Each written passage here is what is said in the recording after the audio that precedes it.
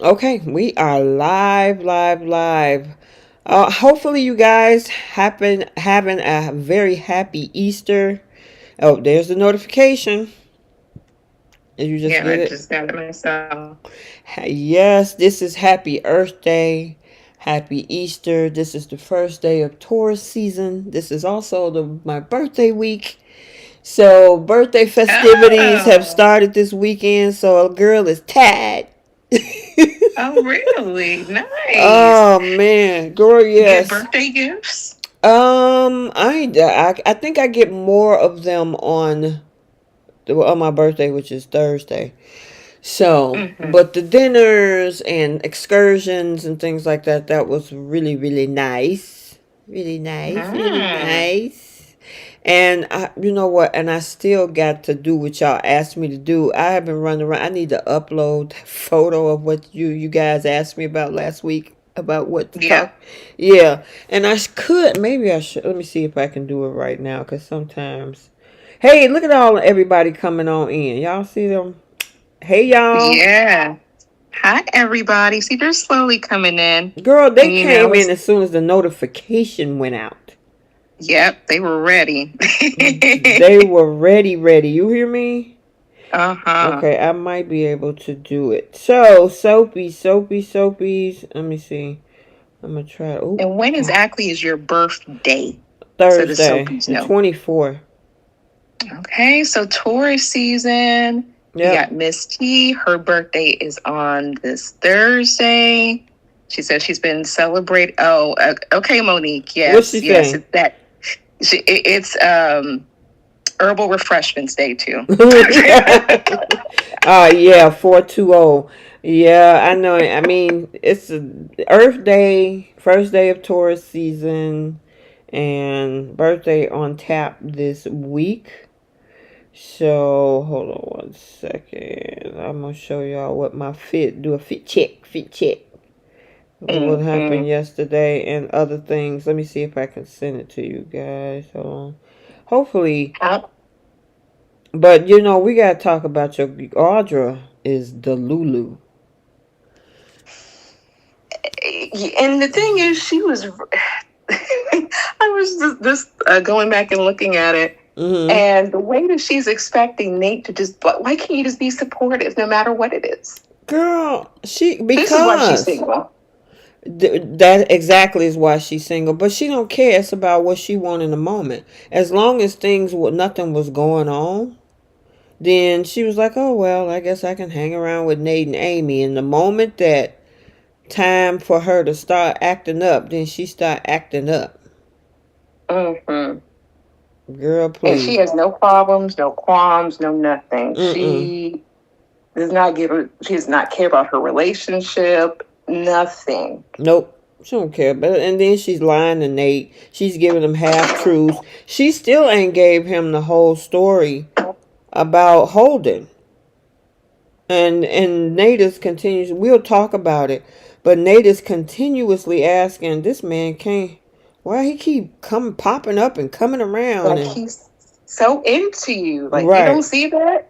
She's like, well, that's not my problem, but you can act a little bit jealous though. Girl, You heard her say that? yes.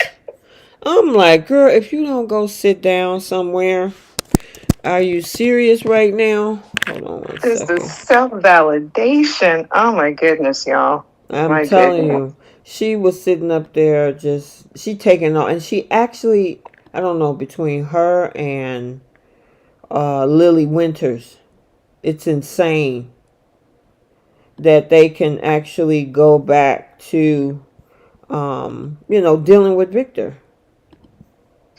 Yeah, Insane. I feel Audra is, for me, she's more in the hot seat than she is with Lily. Granted, I am annoyed with Lily, yes, but Audra wants to bulldoze her way into a company Mm-hmm.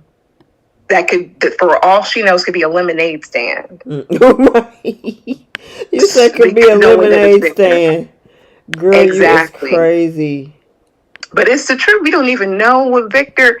He said was like, "Oh, I acquired a cosmetic company." What? It could have been Mary Kay. It could have been like Avon something. Well, see, that's the thing. She's so silly because she don't realize that the whole thing with this cosmetic company can be a shell. Who's to say? Remember, he was trying to give Diane the same thing. Remember? Yep, exactly. And what makes she think she's so special? She thinks she's going to once again outsmart people and say, like, I'm going to get a lawyer. I'm going to get a contract. Nate, you can look at the contract. Like, for all you, it can have all the bells and whistles. I mean, he has Michael to say and do whatever he pleases. Exactly. And he can sell you a dream to make you go along with the sheen. Once again, she's going to end up with a whole lemonade stand at best. Oh, wow. We got quite a few birthdays coming up. Marcus got a birthday coming up in a couple weeks. I see that. All right, let me do a formal introduction. So, welcome you guys to Soap Corner Talk. It's myself, T. I got Bree. Keish will be on the line very shortly because she's out. She was out doing some shopping, but she's going to pop on. And we're going to recap all three: Young and the Restless, Bold and the Beautiful, and Beyond the Gates for the week of April 14th through April 18th. And we got a lot to talk about. I was also mentioning a lot of stuff that's going on. Like I said, on today is Sunday 420, so happy Earth Day. Happy beginning of the Taurus season. My birthday is coming up this Thursday, the 24th, and birthday festivities have already started. And just to let y'all see what's going on. That's me right there, all dressed up, ready to go out. And everything with my brown on. Can you see it, Bree? Hold on. It hasn't popped up yet. So I was all trying to be all cute yesterday. Look at T. I'm getting ready to turn 54. Hey, she looks so good. Yeah, well, listen, I work out 4 to 5 times a week. I gotta keep it together. I see. And there's somebody in the Yes, and I know there's somebody in the back, which brings me to the next thing. And of course, I'm not going to show his face, but he's actually filming through the mirror. I didn't realize that after the fact. But anyway, and so this is what I wanted to show you guys. Ooh, so it'll just be popping up on the screen. I know that there's a little bit of a delay. So, yep, you see it now? It's coming up here. I love the outfit and there it is. So, yes, it has been a very, very interesting couple of weeks. Very, very busy couple of weeks. Right. Thank you, guys. Thank you. I see the compliments. Yeah, she said, fabulous. Work it, honey. Thank you, Monique. I appreciate you. So, yes, the week has started and more birthday festivities actually on my birthday. I think it's starting on Wednesday and then moving into Thursday and into the weekend with family, or actually go into the following weekend because my sister's birthday is actually on the 26th. So our birthdays are 2 days apart. So it's going to be a busy week. She got stuff going on with her husband as well. So, yep. So there it is, you guys. I know Bree and Keish was like, when you going to say something? When you going to say something to the Soapies? Well, there you are. And it would be on Easter. The gift, this is so wonderful. I'm so happy for you. That has a gorgeous ring. He did good. He did very good. Yes. It's gorgeous. So I wanted to share that with the fam before we got into all of the rest of the chaos on these other shows. Oh my gosh. See, you got it more together than most of these women on these shows have it together. Melissa, cut it out, girl. She said, oh, no. Listen, She said, "You look gorgeous. You look better than I do at 55." Girl, listen, Monique. You are still 6 feet above ground. It's That's what always was a good said. thing. Okay? So, no, no, no. I appreciate the compliment, but there you go. All right, I had to share that with you guys and share my starting off the birthday. He had in the background. People like, there's somebody in the background back there. Yeah. Like, who was that? Oh, we know who it is now. All right, thank you guys for all of the birthday wishes. Yeah, it's usually let me see. So, Bree is in March. I'm in April, and then I think Keish is coming up in June or July. One of the two. I know she had cancer, so I know her Okay. birthday is either at the end of June. So Allison, like, who got engaged? That is moi, Allison. Yes. That She is just got engaged. That is why. And Jay Money is so crazy. He was like, well, obviously we know who been doing the Hope and Thomas thing. And I'm like, that boy is stupid. Yep. I said, Oh. he's so funny. All right. Thank you. Thank you, guys. All right. Now back to business. Back to business. Okay. Mm-hmm. So we're going to go ahead and start off with Y&R. Hold on. We're going to start off with Y&R. And yeah, there's a few situation things going on, but let me give you a summary so we can break everything all down. All down, all down. Thank you, Jesse. Thank you, guys. Thanks, Linda. Okay, hold on. Let me see. Uh-oh. I thought I had it. Okay, I did. Let me go back. All right, there we go. My notes, my notes, my notes. Okay, so Y&R. All right. So for the Young and the Restless, for the week of the 14th, we got Tracy making a surprise announcement. Nick promises Victoria he won't reunite with Sharon. Damian comes clean with Lily and Audra give Nate unsettling news. Jack needles Victor and Lily and Damian grow closer. Victor warns Nikki about looming trouble, and Kyle gives Claire disturbing news. Diane confronts Michael, and Victor refused to back down. So where you want to start at, girl? That was so stupid of Diane too. I guess we'll just start from the beginning of the week. I think it was that little scene with Victoria and Nick, and her being nosy and judgmental about which baby mama he should be with. Well, let me tell you, Victoria need to go somewhere and take several seats. Now, I mean, we have been given the license over the past 5 or 6 months that he's been putting on his cape for Sharon. But, I mean, at this point, I can understand maybe, him going up there to see it because he do have a son there. Noah's there. I mean, it looked like they took Christian with them. We saw later in the week when they were talking about how Nick was talking about the trip and everything. But I'm like, don't you fall for Sharon again. I'm like, girl, stop. She was more upset at the fact that he didn't want to go to work. I'm like, first of all, this is Nick. As soon as she was going over, like, oh, I got a new project for you, and the look on his face, he was like, I'm not going to do this. I'm going on vacation. But once again, who was she to say, don't put your cape on for the mother of your children? And I'm like, this is also the same man who, whenever Victoria gets caught up with the wrong type of guy, he puts his cape on and saves her. Girl, Ashland Locke, he went and put his whole freedom on the line for her. Yes, which we still don't know what happened with Ashland's body. But whenever she gets herself caught up with one of these other guys, he's quick to always be her not her big brother, but be her brother and step in. And not only that, Adam had to do the same thing too when it came to Ashland Locke. So whenever any of these men put their cape on for her, she has no problem with it. Right. But for her to sit there and say, like, oh, you constantly have to save Sharon. You constantly have to save Phyllis. Like, why you have to do it for all these women?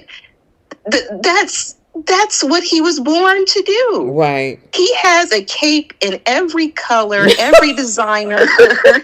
He happy to save the day. He was looking more forward to doing that than going to work. I know, right? I'm like, dude. I mean, he did what he did, but I mean, it's still, he got one. How many kids he got with Sharon? Two, right? Yes. Yeah, Noah and Faith. Technically. Noah and Faith, and would you consider Mariah one of his kids now? I mean, Cassie was. And that's her twin sister. I mean, I think she looks him as a father figure. But technically speaking, two. We'll say two. But either which way, he wanted to go see his own kid. Right. So, I mean, but he was saying, she was saying, I don't want you to fall for Sharon again. Okay, if he wanted, I mean, go ahead. She said that at first. And then the conversation was like, well, we'll see what happens with you and Sharon, but don't end up with Phyllis. I'm like, he laid down with both of these women. He married both of these women. He had children with both of these women. It really shouldn't be much of a shock or surprise if he decides to go with either one of them. And who was she to judge? Where is Shaggy? Right. Where is Shaggy? Girl, I haven't seen him in a while.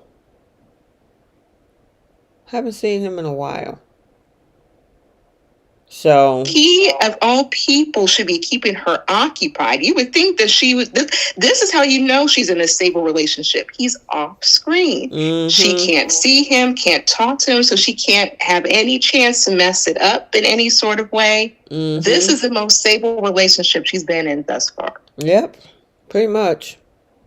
All right, we also have Tracy. Poor Tracy. After everything that's happened, she was like, yeah, I'm about to leave town. I'm going to go to New York. Maybe write a book, something, Oh, hold on 1 second. Amali, welcome to the chat. She said hello from South Africa. She loved our chat. Oh, thank you. Hi from Orlando. Nice to hear we're reaching worldwide. Yes, Sophie, South love that. Africa. Very nice. Sophie's. Yes, that is amazing. So welcome in. Make sure you subscribe to the channel. We do these live chats every week. Normally, on a normal given time period, I usually do them on Friday nights, like 7 o'clock, I'm sorry. And then we go to probably 9 o'clock my time. And I know that's 8 o'clock Bree and Keisha's time. But lately I've been doing them on Sunday, so, I'll see, hopefully, after May 1st, we'll see how it goes and we can go back to Friday. But, yeah, a lot been going on this month, obviously, besides that and other business stuff as well. So April has been pretty busy. All right. So welcome. Okay. Yeah, I hate that happened to Tracy. And obviously Beth Maitland is, she's not one of the regulars. Even though she's an OG, she usually pop in for a storyline here and there. And then she's out. So obviously they gave her this storyline. And with Martin now, who she thought was Alan in prison, that relationship is over. Yeah. Oh, goodness. She can't catch a break. We were so happy last year. Tracy got a man. Okay. Taking him up to the hotel room and everything. We love that. But I knew back in my mind, a lot of Soapies knew this was Martin. Yep. We just knew. Even though they had a writer's flaw and a visual flaw because we saw who was wearing what, and you did your investigation and you pinpointed that. So yeah, but see, that's where they dropped the ball at. I'm gonna call you Keith Bree. That's where they dropped the ball at, because they should have gave us some flashback or something about how Martin pulled this off.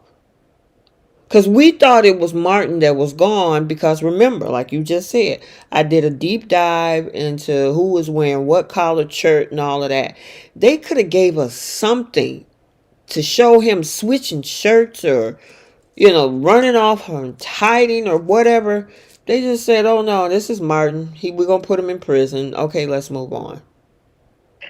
Or they could have made like some sort of distinction, like maybe Martin had a little tattoo on his wrist and or something. Like we knew, but we thought they were going to at least tell the story as to, what led up to it being Martin, like some sort of flashbacks, like even like him getting the information about Phyllis and Sharon, because we still don't know how he got that. Exactly. And all the stuff that led to that ball where Phyllis fell down the stairs, and music and all, like, where did he get all these fine details from? They just wrapped it up, and they just had Phyllis and Sharon show up at the police station and basically get him to confess. Confess. And that was it. I'm like, boo. Well, here's the other thing is that it would have been more believable if it was Ian, because Ian had a history before with Phyllis. I think it was Gina Tognani at the time. And of course, he has a history with Sharon. So it would have made more sense if Ian was behind it, especially since you're going to give us on the end of, or the beginning of February sweeps, that the man had woke up when people thought he was gone. I thought it would make more sense. Martin, how would he know all of those intricate details about something that happened 12 years ago? Right, and was so brand new to the whole Genoa City scene, and he's been living in Paris all this time. Like, what? I don't get that. Yeah. And that's why I was really thinking, like, okay, maybe this is Michael. Maybe Michael did something. It had to be someone who was close to the chest with all of this. But once again, we didn't get any backstory. Nope. And the way that they ended it was just kind of blah. I was hoping, especially since Eileen Davidson was like having a few appearances here and there, I thought she would be the one to kind of tell the difference and say, yeah, I Tracy, I'm so sorry, but I've been noticing certain things, and I don't think this is Alan at all. Like, I was expecting a lead up like that, but we got what we got, and well, I'm glad it's over now. Yeah. Poor thing. I'm wondering what's the next storyline that they might have for Beth Maitland to come back. It'll probably be a little bit, though. All right. We also have the situation with Damian and Lily. So it looks like Damian finally decided that he wants to tell some information, but the information to me is nothing, because he don't even know who the guy is. He's just been working with somebody that he didn't know who it was. He just know Aristotle Dumas. And I'm going to need for Lily to tone down this entitlement that she expects for this man to tell her everything. Like, who is she? Exactly. And she clearly has not learned her lesson at all, because this man can tell you anything. So, in exchange for what exactly? Tell you for what? Exactly. What are you going to do with it? Because the thing is, it's all subjective to her. Unless he got solid proof to say this is this and this is that and here's who and here's what, him telling you whatever is up to whether she believe it or not. So what if he had to put all that information and she still didn't believe it? Then what purpose would that serve? You know what I mean? Does that make sense? I hope I explained that correctly. Yeah, and the thing is, she's making this man go through a lot of loopholes, but didn't make Victor clarify his sources, for one. And she's quick to jump on the Victor bandwagon and like, oh, his resources are unmatched, and I trust him more than I do Damian. Like, this man, how many different ways does he have to say, like, I have nothing to do with this? I was hired by Damon. I never met the man. I just wish people can just try to trust me. Okay, well, we need for you to do such and such, and then I can trust you. It's like, how many loopholes, how many things does this man have to do? And once again, you're doing this for your family, but yet your family, meaning Nate, told you to stay out of it. Yeah, I mean, we also saw that conversation with her and Amy. And so I was hoping Amy was about to go in a little bit, but she was like, Me well, I too. don't blame you for thinking that. I'm like, oh, come on. Yeah, I didn't like that. That was poor choice in writing. But at the same time, I can't put that on Amy too much. Her reasoning for why she want to deep dive into it with her son is like, hey, I got him back in my realm. He calls me now. He checks on me all the time. We're starting to repair our relationship, and she doesn't want to mess with that. I get that. Mm-hmm.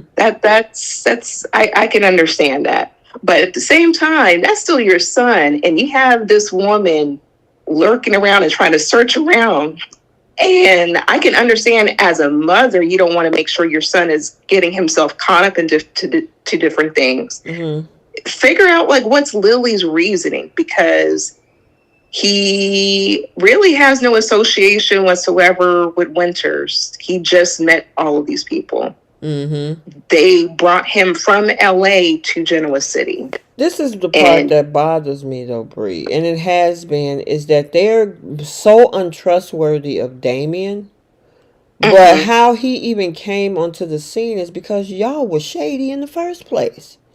Right. I mean, even Amy herself, that big old lie she carried for the last 40 years, because Damien's supposed to be, according to the characteristics, he's supposed to be in his 40s. So you carry a whole secret for 40 years from this man, where he didn't even know that the man that he was calling daddy wasn't his daddy, and that his biological father had passed away, didn't say anything until now because you got sick. So what were you planning to do if you didn't get cancer? Anyway, the other thing is that when it came to Devon and Nate, y'all put together this whole plan to lie to this man to tell him we gonna offer you a job.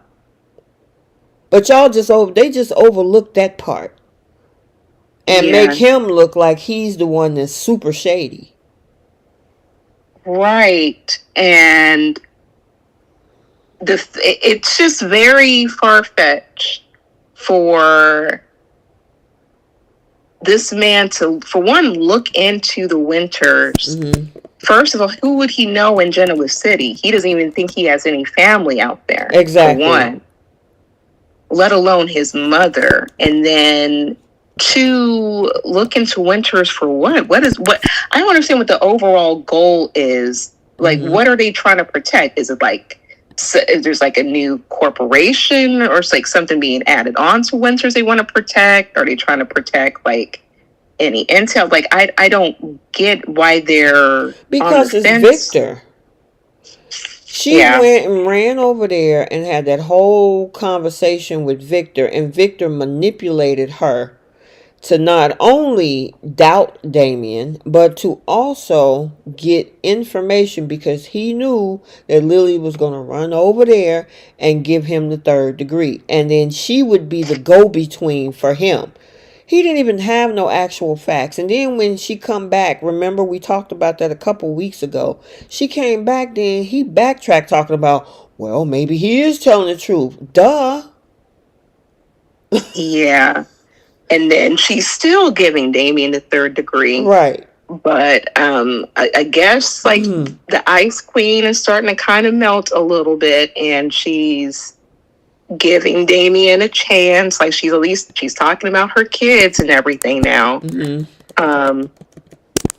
So I don't know if this is her way of trying to feel this man out, because I can kind of see that she's a little bit interested in this man. And even when she was talking with Amy, it's like she really has hopes that he's a good guy. Like, I hope that he becomes a man. I think she said that, I hope he becomes the man that we want him to be. Well, I'm I like, want what y'all. type of man do you want to be? Exactly. Because in the back of their mind, they think that he's just some up to some nefarious task or something, which technically he never led on to that. All they're going on is the fact about Victor. The only thing Damien has been doing is been doubtful of what when he walked into. It looked like he's slowly getting warmed up to Nate and Amy, and he has an interest in Lily. That's all that we really have seen of Damien. Exactly. And for all we know, Aristotle Dumont could be anybody. Right. I think I remember J Money. He had his theories. Um, After rewatching two of the episodes, I think that maybe it could be Holden, Mm-hmm. or something. I don't know. It's he doesn't even know what the person looks like. Right. For all he knows, it could be AI that he's working for. You say it's gonna be like the Wiz. Listen, Yeah, the Wizard of Oz. He could be working for. Who knows? A man behind a exactly. curtain. Exactly. And even still, she wants it like, I need for you to get information and go behind your boss's back. Mm-hmm. So here's another woman expecting all this entitlement and loyalty in place of this man's livelihood. Yeah, I mean, and the thing is, this is all Lily being fueled by again by Victor. Now, speaking of Victor, Victor has his hand in a lot of different pots. So the other Yeah. plot that he has his hand involved in is this situation with Audra. So this man, meaning Victor, promised Audra her own cosmetics company, free and clear from Newman. It's just hers to do what she wish, only if she can figure out a way to make Claire kick Kyle to the curb by coming on to him. Mind you, Audra is currently in a relationship, which tells me, of course, Victor doesn't respect Nate being in that relationship either. Oh no, of course not. He once again, this is the selfish, most emotional man in soap history. This is all leading towards getting back at Jack. Every ounce of his efforts and what he's trying to do is about getting back at Jack. Mm-hmm. But you have this fool, meaning Audra, who was just fired from this man, hasn't been able to find not one job with the whole NBA, by the way. Mm-hmm. Can't find not one job within Genoa City. All of a sudden, this opportunity just falls at a drop of a hat, and she's quick to pick it up from the man who burned her. Right. She can't, like, out of all the people to trust, you gonna go back and trust this man, and on top of that, he wants you to jeopardize your relationship to jeopardize another relationship, Right. all for a company. And you're like, okay, Mm-hmm. sure, no problem. Consider it done. She doesn't care about Nate like that. She likes she likes certain things that she gets from Nate. Just kind of like hope. She gets the validation. She gets the security of that man being all for her, but she can't give that in return. Like, she'll get, great, sex from him, but that's about it. Mm-hmm. She's, because I think she said one of these episodes, I think she was talking to Sally. She said, I don't even care about marriage still. So she's in a relationship with Nate, once again, leading towards nothing. It's a matter of convenience. And it's so easy for her to toss this man to the side and her relationship to the side for money, wealth, and a company. This is why her relationship with Tucker was probably more in her favor and something that she truly aspires to have. Mm-hmm. Because anything that Nate offers her clearly is not enough. It's not enough for her to stay faithful and stay on course and not go along with Victor and his plan and break up somebody else's relationship. Okay, so there's a question in the chat. Jessie Hobbs, and she said, could Adam be Dumas? The only thing is, I think if this was a different timing where Adam is getting along. He done moved on the ranch. He's focused on Chelsea and Connor. I don't know if this was any other time where he was scheming. I could possibly see Adam being Aristotle Dumas, but I don't know right now with what we see of Adam and his relationship with Victor.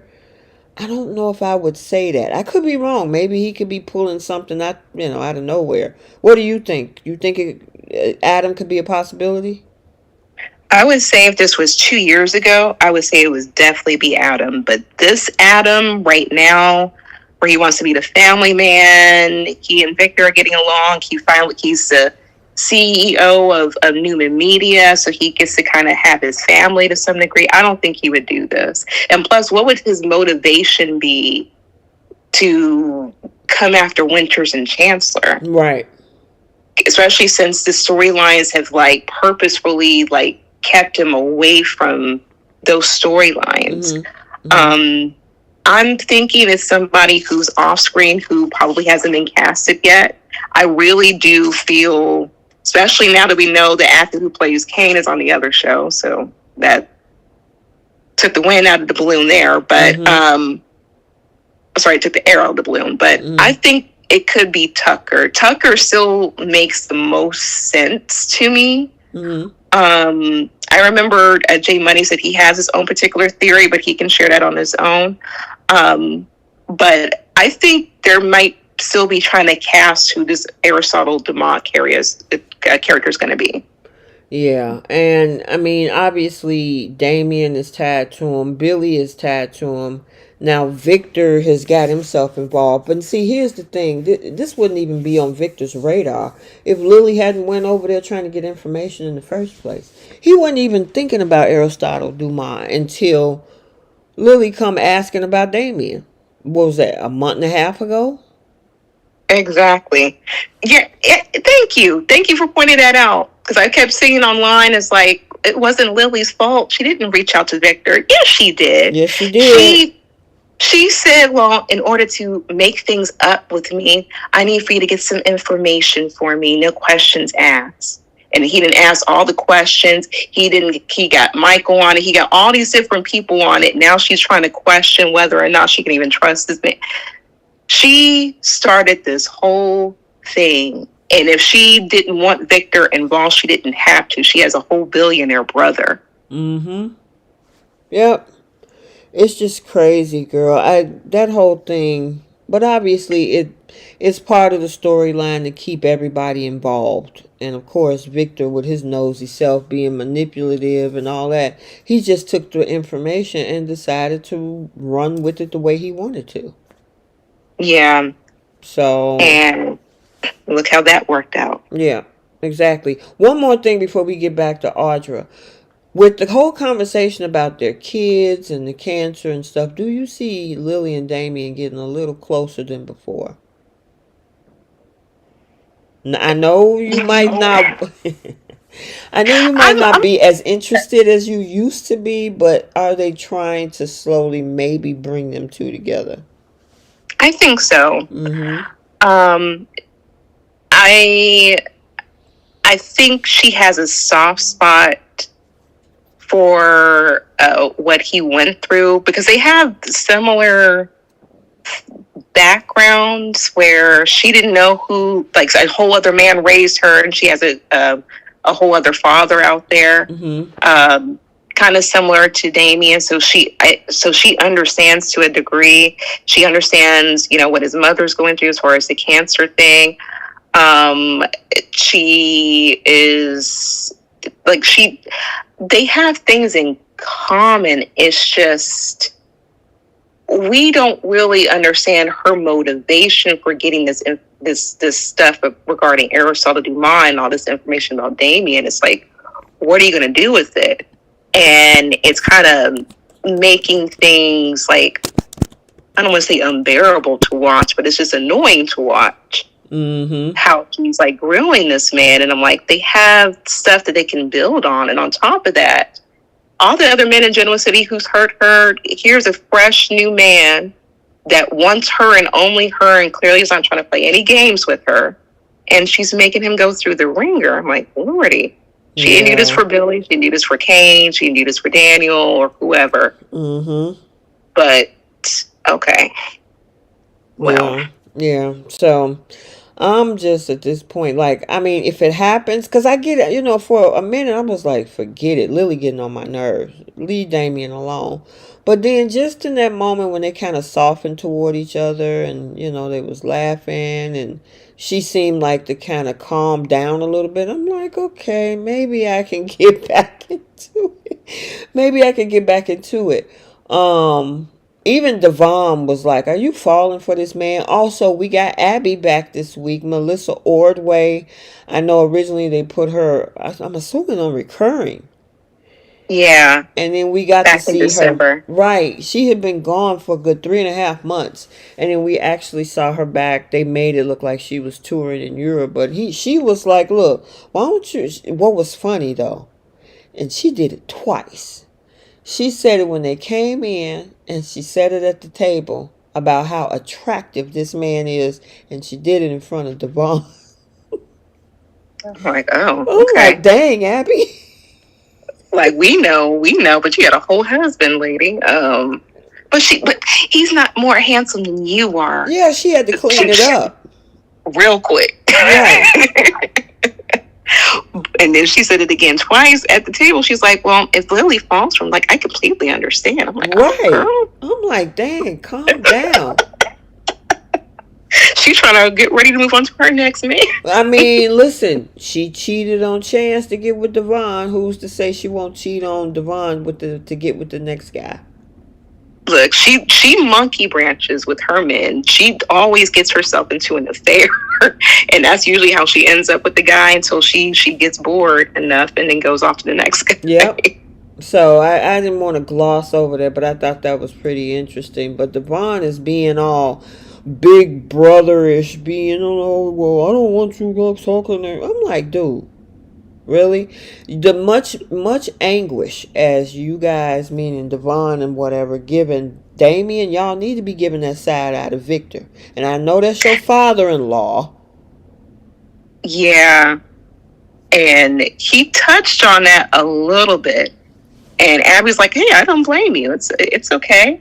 But she was like, but my dad, they were talking about Lily going back to Winters, right? Mm-hmm. And she was like, well, isn't it a good thing that my dad was right and everything kind of panned out the way it should?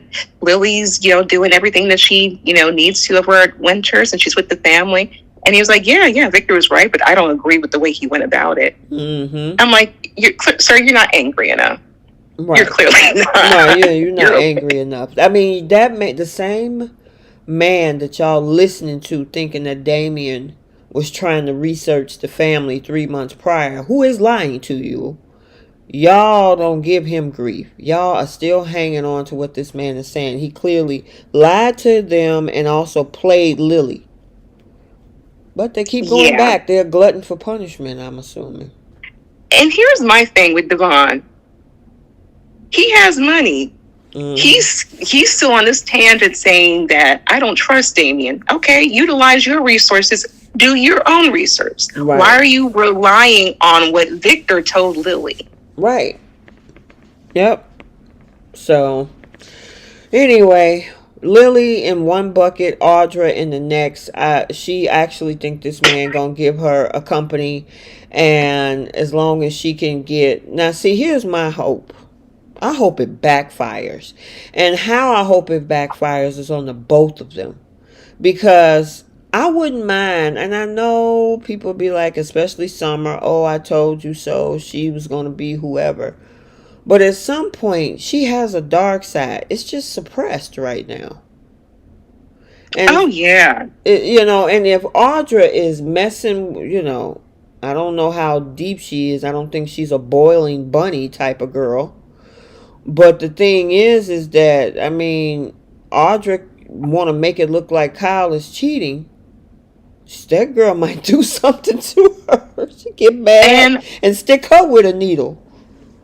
Yeah. See, then they need to go ahead and turn Claire into a whole villain, because that's a villainous way. But I can't see that girl doing that. But But Bree, check. I mean, she don't even have to be in a group. You know, she could just sneak up beside Audra and that like she did with Nikki and that needle to the neck back in 2023. Same thing. You want to play with fire, you might get burnt. And Victor be looking like a whole fool because he want to make her look like this shrinking Violet and she's never had anything and she's so new and fresh. That girl, come on. She ain't that. mm-hmm. Y'all trying to make her childlike. She ain't that Yeah. innocent. Oh no. Mm-mm. No. Absolutely not. I think that she's had experiences. I think that because it takes a certain type of mindset to do those devious things and feel so comfortable and know how to manipulate people. Remember, there's the same girl who was trying to take Nate out. Listen, look, Bree. Look how comfortable she is telling her whole life story over to Holden. Oh, now that right there. See? Look, either Kyle steps out. Well, actually, I think that Kyle is going to get himself caught up, and I think that's going to kind of push Claire into Holden's arms. But I'm wondering if Holden might catch wind of it, and we might see Audra and Holden work together to break those two up. Girl, I wouldn't mind that either. that would be a good plot twist too if she get in cahoots and try to talk Holden into seduction. Um, yeah. I Because mean, keep in mind, like, why would they put Holden with her and not put Holden with somebody like Summer? They're going to utilize him to help break up Kyle and Claire. well, we got to see what's coming down the pipeline. But my thing is, I wanted to blow up not only in Victor's face, I wanted to blow up in Audra's face too. And if we want to go dark, like I said, she probably can find a handy dandy needle somewhere. Look, Audra's already going to put herself in a pickle. She really thinks this man is going to pull a cosmetics company from out of the sky. It's going to be a lemonade stand. That's as most of it's going to be worth at the end of the day. She has no way to confirm, once again, his resources. She's just going to just go along and not care about her relationship at all. And I'm hoping that she becomes successful because, once again, it's going to prove my point. Since last year, Nate getting with Audra was never going to be to his benefit at all. He was simping for this girl. This girl was ready to leave him because he was trying to help her get a job over at Winter. Yeah. This girl does not care about marriage. It was leading to nothing. And she's only like subdued now because she's without a job. This man's keeping her occupied and he's giving her some. But at the end of the day, she was with Tucker for a long time for a reason. Mm-hmm. He provided that excitement, the money. He was able to create a job for her out of nowhere. That's why she's expecting this from out of Victor. She got all of that with Tucker. Yeah. All right. Go ahead. I'm sorry.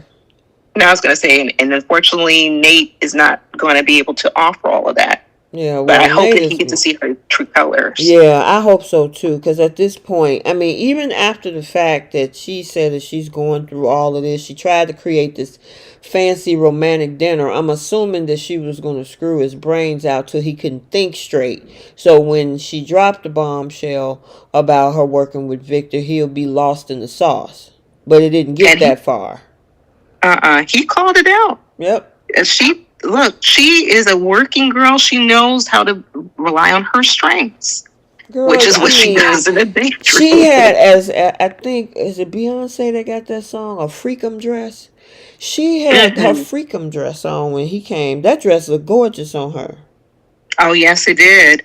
Her figure and everything. She was like, come dance with me. Let's not talk about it. Let's have a drink. And then when they actually get into it, why can't you be happy for me? Like, it doesn't matter what the job is. Like, why can't you be supportive of me? Girl, if only he knew. If only he knew. Because, see, she got to the point where it's just working with Victor.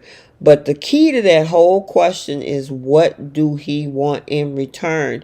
And she won't answer that. Because I guarantee you, if she said, well, Nate, all I got to do is break up Kyle and Claire, and he's using me to seduce or make it look like I'm seducing Kyle. So Claire get mad and kick him to the curb. Dewan, I'm confused, sir. Girl, you said Hope Logan is a perfect 10, Audra is a 2, and then he also said Audra is perfect in every way. Yeah, I don't know what's going on. I saw that too, girl. Listen, Dewan be tripping. He had me rolling sometimes. Look, he wouldn't mind being in Kyle's position if Audra was asked to seduce him. Hey, Jenna is in the chat. Happy Easter to you, girly. Hey, Jenna, girl. Hey, Jenna. All right, moving on. So, here's where Claire gets on my nerves. So, for a minute, I was saying I wanted backfire, but Claire get on my nerves when Kyle say it's Jabot business. You are a Newman. Why do you feel that he should tell you anything about what goes on in that office? And then you want to be manipulative and say, you can't tell me everything. There are some things that are proprietary information. Yeah, and she should know that working over at Chancellor.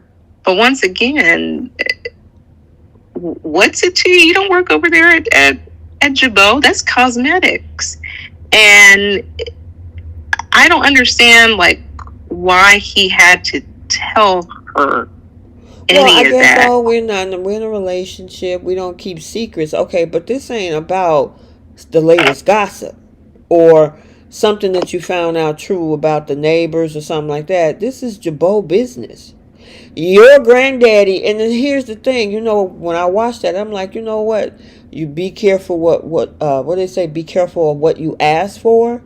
She asked for the information. He broke it down, the fact that there's some moles that your grandfather planted in our company and we sniffed it out. And she had the nerve to say, I can't believe this. And I'm thinking, like, as much as we're not a fan of Jordan Howard, Jordan told you what Victor is all about for the last, 20 years? And on top of that, her mother has shared stories on Victor, her grandmother, all of these family members who he's also burned have shared stories with her. And the Abbotts have, did a deep dive with her as to, all the animosity for decades.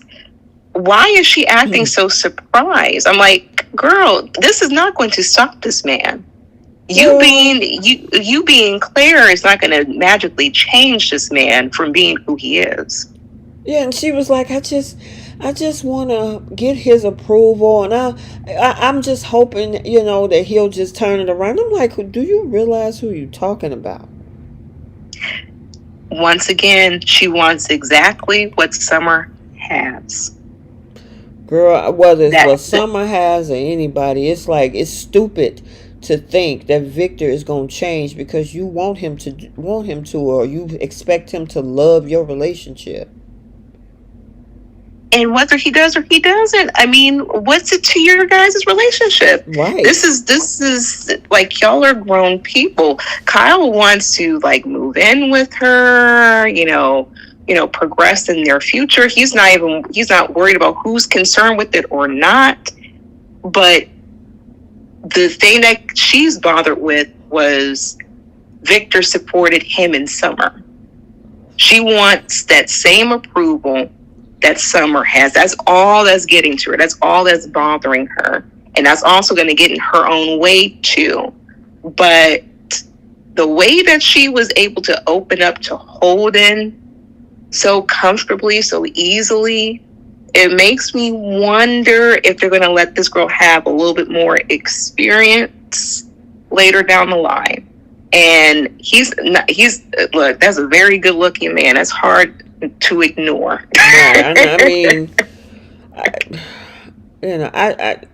there was a conversation between Victor and Victoria, and also Victor and Nikki.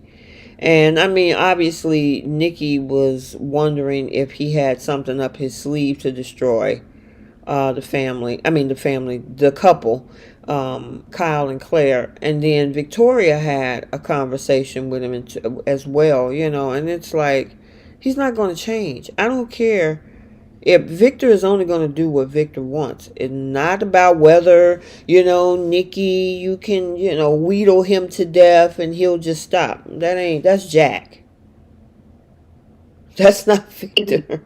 Right. And I'm like, even if it shows that he is going after Claire and Kyle and he is trying to go after Jabot, which we all know, but what are they going to do? Nothing. Because as of right now, they all work for him. They all live on his compound. So are they going to quit work? Are they going to move? And if they're going to cut him off, then make sure they cut their trust funds off too. Like, this man holds so many cards over their heads, and he knows it. He knows they can be mad, but it's not going to change anything. Right. Exactly. And I mean, at this point, now you got Michael. I mean, girl, what tripped me out about all of this is that he went through, you know, Lauren confronting him. We saw Diane confront him too, you know, and he's of course giving the lawyer answer. And then when he get back to Victor to have a conversation, Victor was like, well, maybe we don't need to do this. Once again, Victor yelled and screamed at him. And I'm like, dude, at what point are you going to wake up and realize this man don't care nothing about you? I mean, he maybe care on a low level because it's Michael. But Victor going to do what he wants to do. And if you don't do it, he going to disown you again. Yeah, I have never seen somebody so loyal to Victor more than Michael. None of Victor's ex-wives would be loyal to a fault like this. Right. None of his children, none of them. Just the criminal links this man would go to for Victor. And now Kyle and Jack was able to catch on to at least one of them, one of the moles. And I'm like, this man is clearly not listening to you. Why don't you cut ties? Cut ties with both the Abbotts and the Newmans, and just go with your wife somewhere. Your wife is like asking and going to Nikki like, hey, please, like, get your husband to fire my husband, or get information or something. I need my husband back. Is basically what she's saying. But this man is choosing to be loyal and putting himself at risk, all for Victor to take, you know, the loyalty and affection away from Michael. I'm like, what is that? Yeah, it's like this push-pull. Like, it's like he gives his man like little treats and he just lives off of it. It took him, about a year for him to forgive him from the whole Jordan thing? And saving him from going to jail? Yeah, he had to prove himself. And then once he almost stayed around because Ian was throwing bullets around, then that's proved something. Only for him now, when Michael says no, then you start yelling and screaming at him all over again. And it's like, Michael, come on. And I'm like, Michael, you wanted to take a bullet for him. Right. Yep. I'll never understand that. Girl. You had the opportunity to walk out the door to go to your wife. You choose Victor over your wife. Yeah, I mean, between him, Lily, and Audra, it's like, oh my God. Oof, girl, you need a whole drink after listening to them too, because it just doesn't make sense. This man has been repeatedly disrespectful to you and dismissive, and you getting played, and y'all go right back for more. Yeah. I feel like Michael is on a whole other level in comparison to Audra and Lily, because Michael has done this by choice for decades. Right. That is true. Like, and he still hasn't learned anything. Gone to jail, like all these different prisons, getting kidnapped, getting caught up to where he could lose his license, everything. And he keep doing And it for Victor. Yeah, I feel like that's a clinical like issue that Michael has as far as being loyal to Victor, and it's just sad to see him. And I'm hoping Lauren just go ahead and leaves him, because it's not going to stop. The moment that she leaves him, he's going to care about his marriage.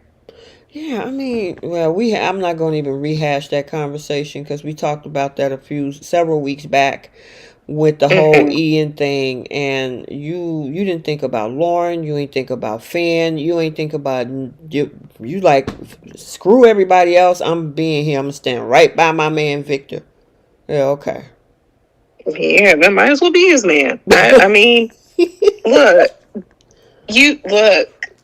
He said that's a father that he never had. Clearly, this is his kid. Victor's kids are not going to be loyal like this. No, I mean they'll do anything for their father, but the lengths that Michael goes through, Adam would never do it. Nick will never do it. Victoria would never do it. And we know Abby wouldn't pick up a pencil for Daddy if it didn't mean she gets some money out of it. I don't understand. This is just terrible to see Michael go this way. And he's one of the most interesting characters since the start of, since he came on to the forefront as Michael Baldwin. I think he was just like interesting, complex individual, and now he's just Victor's lapdog. Right. Yep, that's exactly. So, we did have the confrontation, like I kind of briefly touched on it, with Diane. Now, Jack specifically told her not to even bring up the situation about what they found out. And then she goes right to Michael and say, are you trying to undermine my husband? And I'm like, girl, I know she didn't bring up the mole situation, but it's like, and what did Michael do? Go right back over to Victor talking about they suspicious. Yeah, well, did anyone expect for Diane to be smart at all? I mean, she thinks her friendship with Michael is going to supersede his alliance with Victor. that was the funniest part of that episode. Right. If you're my friend, girl, you won't do this. And I'm like, girl, this man is 10 toes that he's team Victor. I know he your friend, but your friendship ain't gonna supersede his connection with Victor. I mean, hell, he has a whole wife. Right. And that's not even going to supersede his connection to Victor. Girl, listen, you couldn't have said it no better. His whole wifely relationship does not even, and your friendship is going to be a lot more leverage? No. Yeah, okay. Well, you don't buy that for $1. But once again, we cannot expect Diane to be smart. I mean, nobody takes her seriously still at the company. It took her son to undermine her talking to other people within the business just to get stuff done behind her back. We cannot expect for this woman to think, with the best intentions. Like, why did you go to Michael? You know that's a lapdog. Right. You know this. Even Phyllis would have more sense not to go to that man. Exactly. Girl, just crazy. I was like, And she's like, I will not stand for Victor to come in between Kyle and Claire's relationship and go after Jabot. I'm putting him on notice. Okay. I guess. And who are you? Do you not know who Victor is? Right, exactly. 2B in the chat said, thank you for addressing my question inadvertently. Bree, good minds think alike. Oh, nice, Miss South Africa. Yeah, she just... I don't understand what Jack sees in her. Clearly, she's doing her job in that bedroom. and that still guarantees her position over at Jabot, and he entrusts her to some degree. But I mean, this woman runs her mouth, because didn't she run her mouth? I forget the situation that she had with regarding Kyle. She was running her mouth about, and this is why Jad didn't want to tell her about the Tracy situation, because she's going to run her mouth, and clearly this is what she knows how to do. Yep. Absolutely. Okay. Did we cover everything? Yeah, I think we did. Did you see Monday's episode? I watched half of it. I hate to say this, Phyllis was a little chaotic for me. Well, let me tell you, Michelle Stafford wore the heck out of that dress. Yes, she did. Woo! I actually messaged her, and I'm like, look, Michelle, I saw the April 21st episode. Can you please tell me where you got that crossbody belt and that long, slender maxi dress? Girl, she wore that. Yeah, she did. And you both were tall women. I know. And that would look great on you. Oh, my goodness, girl. When I saw that on the episode, I'm like, that dress is fire. And you know what? You know, you got your engagement. You can have a little hot date night. So, you know what you going to get? Come to marry. Like, that would be hot. I would love that. I have never seen a crossbody belt like that. So, for those that watch, and yes, Bree, I agree with you on that with the date nights. Oh my God, especially it's getting warmer in the Midwest. Hopefully, the dress like that would be amazing for a date night, right? Oh yes. I have yet though to see whatever that crossbody belt. So it came across her waist, and then there was a part of the belt that came across her top. Let me see if I can. Hold on. I saved a picture. It's definitely meant for a tall girl. I know I can't pull it off. I'm a shorty. I'm going to try to see if I can get a good view. Hold on, because that dress was amazing. And the thing is, Michelle Stafford, I don't know who dresses this woman. Everything is fit to form. She clearly gets the styling budget. Her, the lady who plays Diane, I forget, and Audra, they get the styling budget for sure. Girl, I don't know. I from what I understand, I think she's always had her own stylist. Yeah. Because it's separate. Everybody else don't dress like that on that show. Let me see if I can pull it. Hold on, Phyllis. I'm going to see if I can pull it. Those who saw the Monday episode, you'll know what I'm talking about. Okay, yeah, it was a hot dress. I loved it. I wish I could have got a picture of it full length. Okay, so I'm going to drag it across the screen. Hold on 1 second. If you see two pictures, just ignore it. Okay. All right, here we go. This dress right here, and you can clearly see that crossbody belt. Okay, there you go, right there. So this is a clip from the Monday episode. And that dress, first of all, Michelle Stafford, she got a body of a 30-year-old. She sure does. And I mean, look at that snake skin. Girl, and see, one thing about me, and I don't know if Michelle does, most of her, you never see her wear mini dresses. I don't either. So I like dresses that are extremely long. And this one that she has on in tomorrow's episode, it's a long dress. It go all the way down to her feet. And if you watch the episode on CBS in real time, you'll get an excellent 4K, 8K, whatever type of, video, TV video you have. And then that crossbody, you see that black belt that she has that's coming across her middle and the top? Yes. That she looks fantastic. Is fire. Yes. Great styling. Absolutely. I want that. I will wear that. She gonna respond. But that's a hot dress. I love that for Phyllis. That one thing, she's not, this woman can pick out a dress. She know how to style herself. She may be Mm-hmm. crazy and delusional and deranged and all that good stuff, but she can pick out some cute outfits. Yes, she can.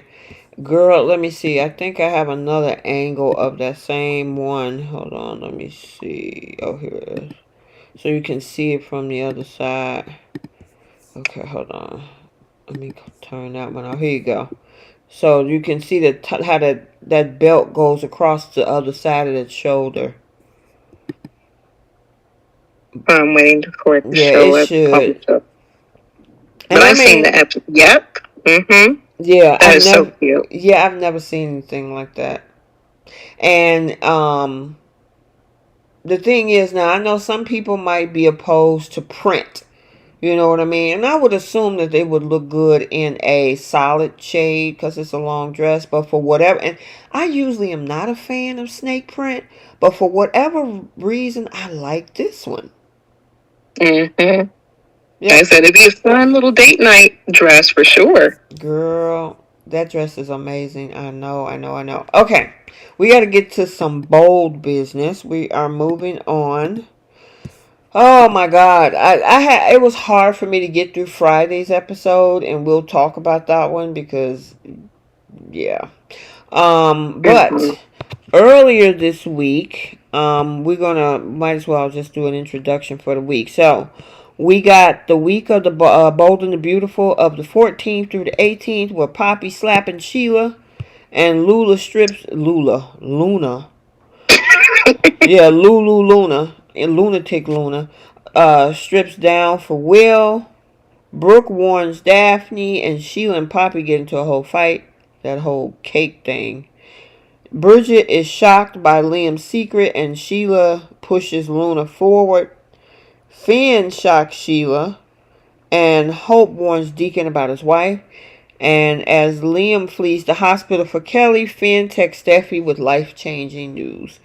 Alright, so let's start at the beginning with this whole confrontation between Poppy and Sheila. What did you think about the whole thing? Did you find it fun? Did you find it interesting? Did they do a good job at it? Her and Romy Park and Kimberly Brown? Both women are talented actresses. With that being said, Poppy is the most stupid person on the show. She just said her daughter is dangerous and she gets it from her grandmother. And you're going to slap the person with the 30 plus year history that Sheila has. You're going to slap that said person and then have the nerve to say, what makes you think that someone can outsmart you or get a hold of you? Uh, lady, you just, and the thing is, Sheila hit it on the head. She said that, look, you're a druggie and you're You play a around in your own 304. backyard or something like that by dealing Yeah, with like something about the glass house. right. Mm-hmm. They were definitely And throwing shade. yes, and I'm like, Sheila hit a lot of stuff on the head, and just the fact that Poppy had the nerve, you gonna slap this woman of all people to slap. See, And here's I'm my like, problem, Bree, is that people like her and Steffi and some of these other folks be talking about how dangerous that she is, but then y'all go and want thank to punch you. and slap somebody. And then we have little Electra to show up at Sheila's house last week. Right. What is wrong with y'all? Mm-hmm. Either they dangerous or they're not. Which is it? But I agree. And here's my other thing. She is all of a sudden rough and tough when it comes to Sheila, but she caves and she was running around like a scared little girl all last year about her sister. Oh yeah, she afraid of Lee, Mm-hmm. but she's not And afraid of Sheila. and I'm like, if this was Lee who slapped Sheila, I would respect that because I at least know Lee gonna defend for herself. Mm-hmm. Lee has no problems going toe to toe with Sheila, Right. and I would enjoy. This is the same woman who put Sheila through a bowling. Right. Exactly. But Girl. Poppy, really. Look, I'm Yeah. like, go take a minute and go sit down somewhere. Right. I mean, you asking for it, and in the way that um Sheila looked down and started laughing, that scared the crap out of her because she thought, oh, she was going to be like, oh my God, you slapped me. Nah, that's not Sheila. Sheila started with that maniacal laugh and scared the crap out of you. Like, yeah, you wanted to you want to slap me? Oh, okay. I Like didn't. Go ahead. you must not have asked nobody. Right, you must not know who this is. I don't think you want the smoke, girlfriend. I'm trying to be in my soft girl era with me and my husband. But yeah, you want to come over here and start slapping somebody? Okay. After you just slept with my son and Mm-hmm. created a child, like she, and I hate to say this, but Sheila was making a lot more sense than Poppy was. Poppy still refuses to take any accountability for her actions. Mm-hmm. Still. And then you want to disown your daughter. And I get it, the girl did take out two people. All right. But that's still your kid. I mean, she was like, Yeah. you can have her. You want Luna? You can have her. I don't want to have anything to do with her. I'm like, oh gosh, okay. I'm like, okay, well, so you really have nobody because you ain't got no sister. None of the Nazars are gonna mess with you. Nobody. Look I like mean, at least with your daughter, you had somebody. somebody. And then you had Lee up until the point where she was choking you out in her office. Wait a minute. Didn't Poppy slap her twice? Who? Oh, yeah, she sure did. She Friday and slapped Monday. Sheila twice, and then they turn around the next day on Tuesday and had that whole food fight with that doggone cake. And I'm like, listen, I know y'all trying to do with these two like y'all did with Brooke and Taylor back in the day, but this food fight really didn't. It just looked like them, I don't know, trying to make a replica copy of all of the other ones that they did. Because remember, we had the chocolate fountain thing, we had the cake situation between Brooke and Taylor, and those were pretty funny. I don't know if I found this one Yeah. that amusing. Yeah, I agree with. I was waiting for Sheila to grab a champagne bottle, a skillet, something. You're silly. Look, I was waiting for Sheila to get back to them old tendencies. But, and the fact that she let Poppy walk out with her life, maybe Mm-hmm. Sheila has changed. I'm telling you. I mean, honestly, Steffi came over there and punched that girl real hard several times, and she's still walking this earth. So maybe, just maybe, she's trying to soften than what she was in the past 3 decades. I don't Well, know. here, I feel it's a little different when it Mm-hmm. comes with Steffi. She knows that that's Finn's wife. So and the mother of her grandchild. She's not going to cause harm because she views Steffi somewhat as family. Right, that's But true. Poppy, look, Poppy ain't nobody. This is the same woman who slept with her teenage son and created a Mm-hmm. child and Mm-hmm. abandoning her grandchild. And then you Mm-hmm. come to her restaurant and you gonna slap her. Yeah, I feel it's a little different. So the Mm-hmm. fact that she let that woman walk out with her life was disappointing, but it also spoke volumes. Like maybe she is reserving her revenge for when it matters or when it counts. Mm-hmm. Girl, well, I guess we will see. But that whole thing was yeah. That's Oh, Dewan. I thought that too. what the one say. Penelope is about to sleep with Deacon. Really?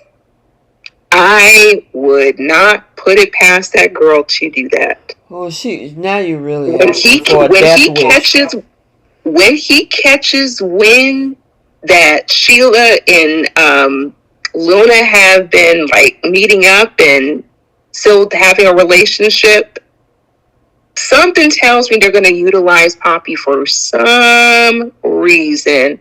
And that right there, you sleep with Deacon, you go after her husband, oh, it's over. Oh That yeah. probably this is the last episode we see Poppy. Yeah, she gonna go missing. Yep. All right. So we do also want to talk about the situation with Brooke warning Daphne.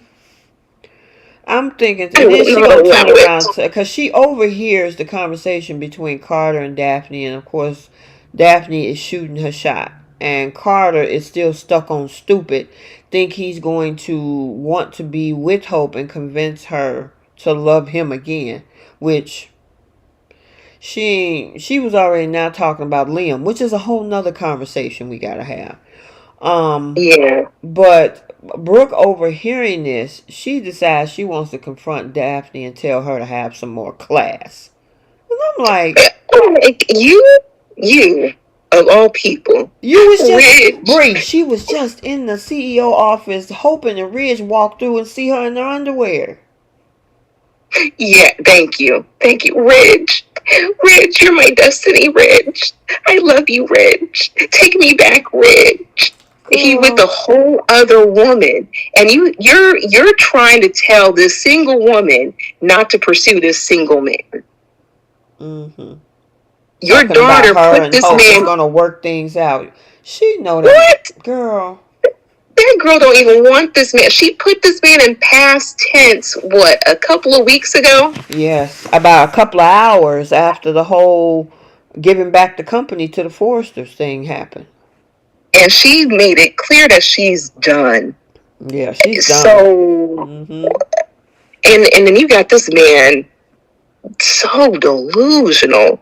Like Hope is just mad. Like our love is strong. I've never had a connection like this before. That's sad. That's the thing. Hope is only going to be with him because of what she thought he could do for her, which is to give her power to tell Steffi to be on, over her in leadership and to keep her line. And now that Carter doesn't have the keys to the kingdom no more, she don't want nothing from him. What you gonna do? Just go out and have an ice cream cone and a couple of dinners? Hope don't want to do that. Not with you. Mm, no, and I'm like, what if, like, the only thing that would get this girl to change her mind is if he quit his job, which would be the foolish thing for this man to do. She is more upset that he was so concerned with him paying his bills and not her. Right. And I mean, Daphne, the girl smelled good. She looked good, and he's just like, well, I want to see if I can get Hope back. Are you stupid?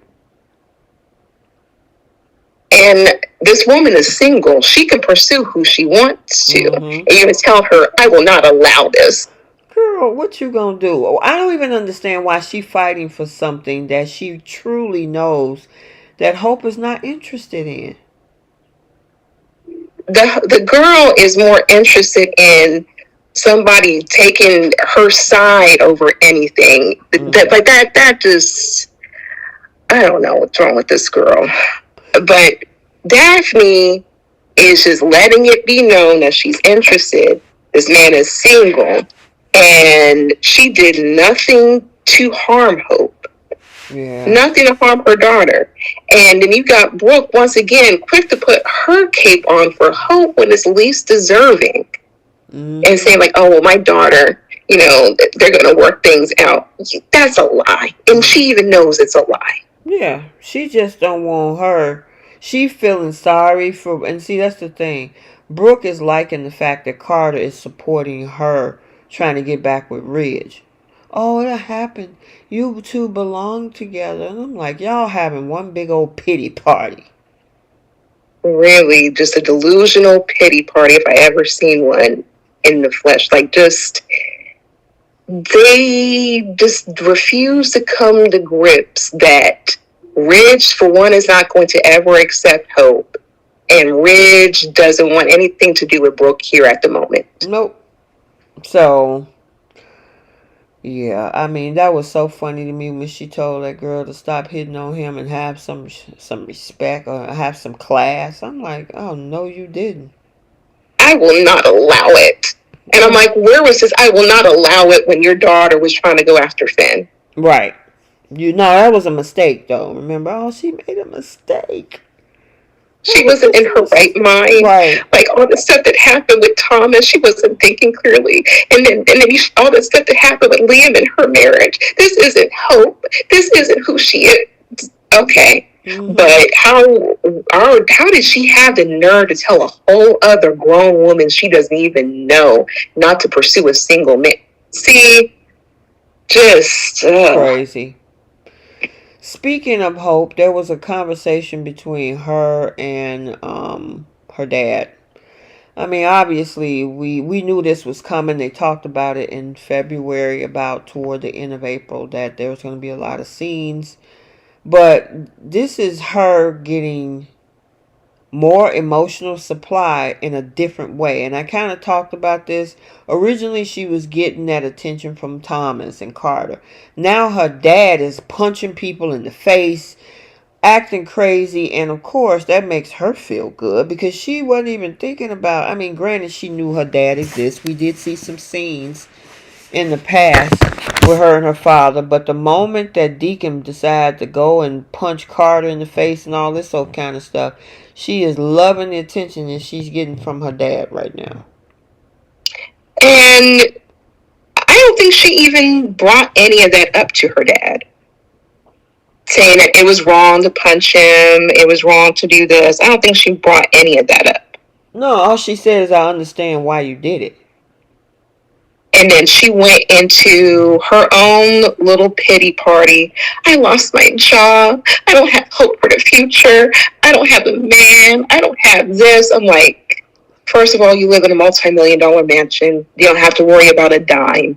Secondly, you were on a power trip as to why you lost your position over there at Forrester. And on top of hope for the future, you did not, she didn't care about it all of last year. No, she was too busy chasing and daydreaming about, what did she call him? Her kindred spirits. Right.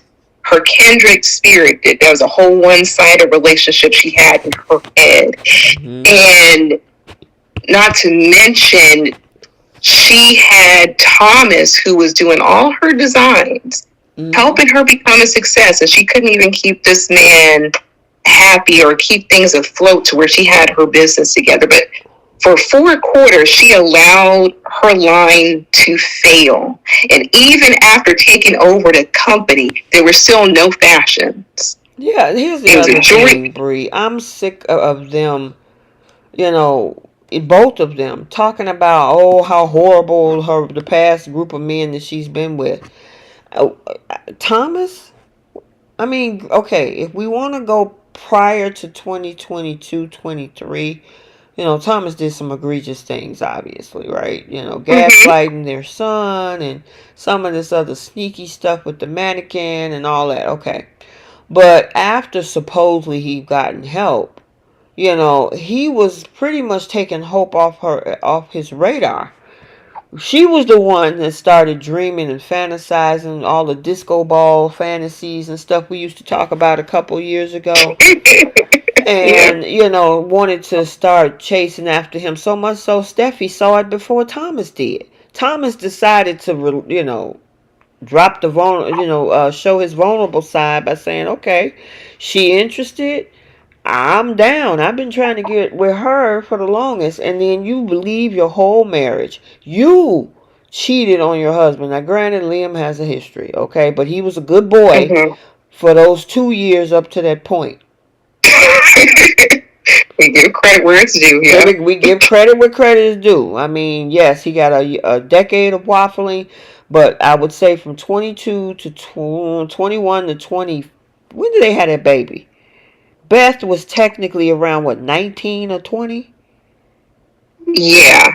Okay, and Finn and Steffi was solid prior to that, right? So Liam had been a good guy in this relationship for about a good 4 years. But up to that point, about 3 years. Marriage. Right. She got bored of the marriage. You stepped out and cheated on him, and then you turn around, get with his arch enemy at that point,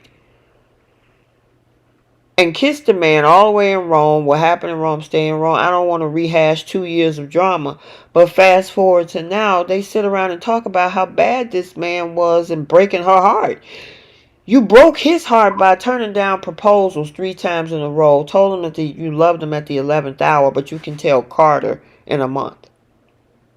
Right. Exactly. And the common denominator is her. Right. And the fact that Deacon keeps saying, like, Liam was such a good guy. He wasn't a bad guy. And, I think that, you made a mistake with that. I'm like, this man almost had a whole other baby outside of his marriage. Yeah, Liam got some damaging history between them two ladies, even though they allowed it. So, And I think I was talking with Keish, like, this is the only man who comes out unscathed, because you would think that with Deacon showing up at the office acting like Chuck Norris and karate chopping Carter the way he did, because he chose his livelihood over his daughter, you would think, where was those karate chops for Liam for almost getting another woman pregnant outside of the marriage? Right. So I don't know. I mean, obviously, it's to make her feel good, meaning Hope, that by him saying, oh, all these men were horrible to you. And granted, like I say, Liam, distant history, yeah. But when she came back to town, she was the one that was all up in his hotel room trying to beg him to get back with her. So, hey. Exactly. She played her role. She played her part, and then they completely disregarded Wyatt and there's nothing they can really say about Wyatt. Wyatt was all for her, but she didn't want him. She wanted Liam. Yep. She's just as messy as the men that she gets with majority of the time. Yep. If not more. But I don't understand Deacon's logic. But I do appreciate Carter last week for saying, hey, the first man to cause her any issues and to be disrespectful towards her was his own daddy. Right. Jenna said, didn't Brooke push Thomas off a cliff and didn't Hope push him into a vat of acid? That is correct. Yeah, they both sure did, and also wanted to cover it up too. Mm-hmm. Yep. So, they want to make it like, oh, poor me. They were always wrong to you. I mean, how about you and taking some accountability about what you did to Eric? I know you don't like Ridge and Steffy. What did Eric do to you? He did not. Is allergic to accountability. Oh, there is Keish. Wait. I heard a voice coming in. I'm like, wait a minute. I'm like, oh, wait a minute. That's Keish. I'm like, is that Dana lurking in the background? All right, I'm sorry. What did you just say, Keish? Hope is allergic to accountability. She sure is. She is absolutely allergic to accountability. But the thing is, Brooke has coddled her for so long, so she expects it. Everyone around her coddles her and quick to make an excuse and quick to say this and that. Even Steffy sometimes coddles her as well, or unless there's like a justified reason for her to do so.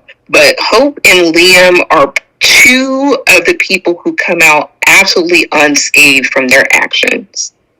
Yep. 100% facts.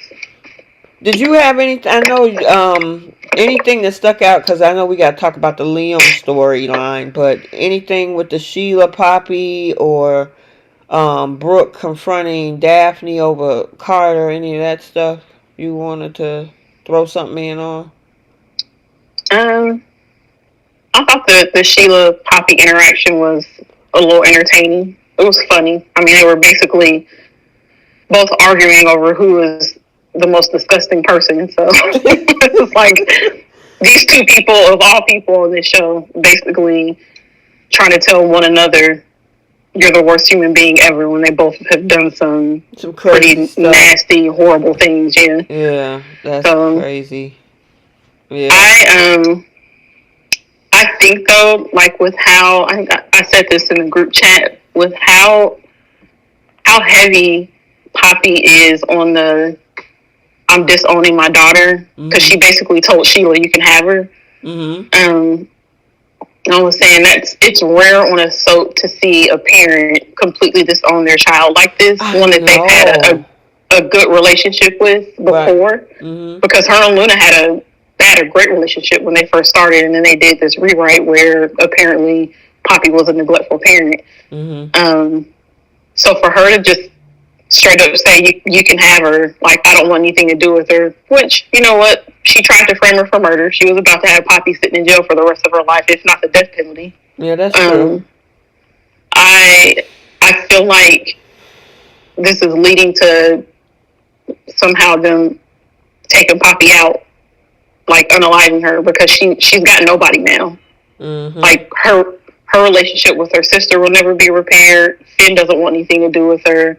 I thought Sheila was going to be her ally because I thought Sheila was going to, she's excited, of course, that she's got a grandchild who wants something to do with her.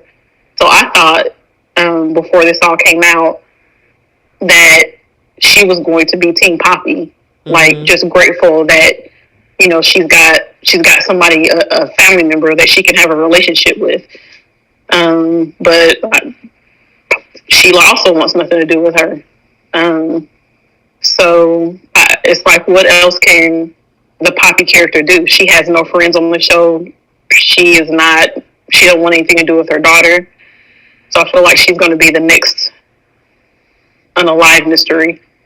Mhm. I thought it was funny though how she when she came into Il Giardino and Sheila started going in on her, and Mhm. she's like, "Oh, I know the kind of person you are. I know what you've done." Blah blah blah. And it's like you wasn't that concerned about it a couple weeks ago when Sheila was your friend, when you were sitting in there confiding in her about how you missed Luna and about you know how you felt like it was possibly your fault that Luna turned out the way she did, or you felt guilty, or whatever it was that she was saying to her. Like all Mhm. that confiding she was doing in Sheila, and you knew what she did to your sister. You knew what she did to Finn and Steffy, but you had no problem sitting in there like she was your BFF. But now Right. because Sheila is calling you out, you got a problem with her. Right. So, Yeah. but it was entertaining nonetheless. I'm Mhm. glad that they don't have people like kind of cowering away from Sheila because I mean, we need those confrontations. It would be boring if they were doing that. Right. Sheila would have nothing to do otherwise. So I'm, Yeah. I'm glad that they have people doing that. Yep. Okay. Well, you got your 2 cent in, girl. Yes, ma'am. Oh, by the way, and I'm gonna ask you this right quick on the Y&R side of the world. Do you see Damian and Lily getting closer? And what do you think? Are you now interested or? I feel like she was definitely kind of like, excuse me, lightening up with him. Mhm. As far as, I mean, she's still basically demanding that he be honest with her and asking him a million questions, which I think is unwarranted. But I think they're clearly going in that direction with him. Okay. I'm not as like excited as I was when we first found out he was being casted. Mhm. Um, because of Lily's attitude towards him, it's almost like I just let Damien have somebody else because Lily doesn't deserve her. Right. That's what we kind of changed our mind over the last couple of weeks. Bree and I was talking about that. What do you think about the Audra thing? Is she stupid for signing up with Victor and getting this company to make Kyle and Claire break up? Yeah, she's being an idiot. She thinks that because she doesn't plan on sleeping with Kyle, she only plans on putting a wrench in his relationship, that it's not going to be that bad. And it's like, what you're doing is still crappy. Like, it's Right. still unnecessary, and you need to stay out of it. And Mm-hmm. if Nate found out that that's what she was doing, that he wouldn't approve of it. Um, she's stupid. That company, even if she's successful, Victor will probably let her stay there for maybe a month before he finds a reason to fire her. Mm-hmm. Like, I don't understand how she doesn't understand that she's being used again, and he's just going to throw her away once he gets what he wants. But Yeah, I I agree mean, it'll with be you. what she deserves. Yeah. Like, what's that one saying? Fool me once, Yeah. shame on you. This is exactly what the trap she's falling into right now. I He's agree. about to about to screw her over a second time. Yep, She been a fool for the Newmans for at least the third or fourth go around now. Mm-hmm. If it's not Victor, it's Nikki. She's. I can't wait to see for her fall on her face. Yeah, me too. And it sucks because I was starting to be Team Audra. Like, I liked the softer side of Audra. I like her with Nate. I know a lot of people don't, but I thought her and Nate were good together, and she's about to do something to mess it up. Yeah. She's self-destructive. Yep. Like a lot of the women on these shows. Yep. Mm-hmm. All right, back to Bo. I just kind of wanted to get your opinion on some of the stuff that we talked about earlier in the show and get your thoughts. So back to Bo. We got to tackle this whole storyline with Liam after last week. He had the argument with Bill. He fell and passed out, hit his head, got up. And then, of course, he had a brain bleed, took him into the hospital. They've been running tests. Now, the biggest thing is two things. What his diagnosis and prognosis is, which we kind of got an idea of that on Friday. But the other thing that's out here, the big elephant in the room, is not telling other people. Now, it's interesting that... Because technically, Finn committed a HIPAA violation. Yep, he sure did. Because of the fact that he was not supposed to tell the diagnosis and the prognosis to anybody unless he had consent. Now, I mean, yes, they've been talking, but it would have been up to Liam to say, yeah, you can go ahead and tell Steffy or anybody. He just said, blah, blah, blah, blah, blah. But anyway, we'll get to that point. But the thing is the biggest thing. And I know me, I should say me, Bree, and Keish. There are several opinions on this matter on letting Hope know. Because originally last week, I was like, Steffi should say something. And I know, Keish, you were on the thing like, well, Steffi don't have to say anything. And I think, Bree, you was hoping that Steffi say something. Am I correct? Is that where we are on that whole subject? Right. For the daughter's sake. Like, it doesn't have to be the detail, but you could say, like, hey, Liam's in the hospital. Because I think Hope had brought up that he hasn't reached out to Beth or got in contact with their daughter or let her know, like, what's going on. And here's something that's major that she should be like aware of. She doesn't have to know all the details. She can go there and find out herself or reach out to Liam and contact herself. But they gotta let these girls know something. Mm-hmm. Yeah, it wasn't that I didn't feel like she didn't have to say anything. It was that I didn't feel like she should be blamed for Hope not knowing. Because she's following what Liam is asking her to do. Yeah, I definitely think Hope should know. Mm-hmm. But I think that is Liam's responsibility to tell her that. Right. It's not Hope's or it's not Steffi's responsibility to do that. Now that's where my opinion shifted a little bit this week because Liam, especially now that Bridget is in the picture. Mm-hmm. Number one. Even if he don't talk about, because he don't know his diagnosis yet, obviously. But the thing is, you have two daughters, and I don't know. I just think that he needs to say, look, bring Hope in. He needs to say that at this point. He's cognitive, because one of the conversations we had last week is like, maybe he's out of his mind. I think we talked about that last Sunday, and I wouldn't just go by he's awake and alert. Dude is so awake and alert that he's ready to jump out the bed, rip the cords off and everything. So he can make a decision to say, get Hope on the phone. And my thing is, Hope's sister knows. Exactly. She wasn't assigned to Liam's case. She had no clue that Liam was there. Mm-hmm. But this show cares nothing about HIPAA violations. Yeah, I know. Bridget has shown that in the past that she doesn't care about a HIPAA violation. She'll tell somebody's business if it, moves the plot along. So Mm-hmm. if anyone outside of Liam is to blame for Hope not knowing, it should be her sister. So now the weight, you saying that the weight now shifts onto Bridget. I don't think the weight should be shifted from Liam at all. But Okay, I'm saying gotcha. you have Steffy who knows, and you have Hope who knows, or Bridget who knows. Right. But people seem to be leaning more heavily on why isn't Steffy telling Hope instead of Hope's actual sister who knows what's going on. Why are they not leaning heavily on her? And a lot of the excuses that I've seen is, well, she's a doctor, she can't tell his business. And it's like, we've seen Bridget tell people's business in the past. That's not an issue for this show. If they wanted her to violate HIPAA law, she would do it.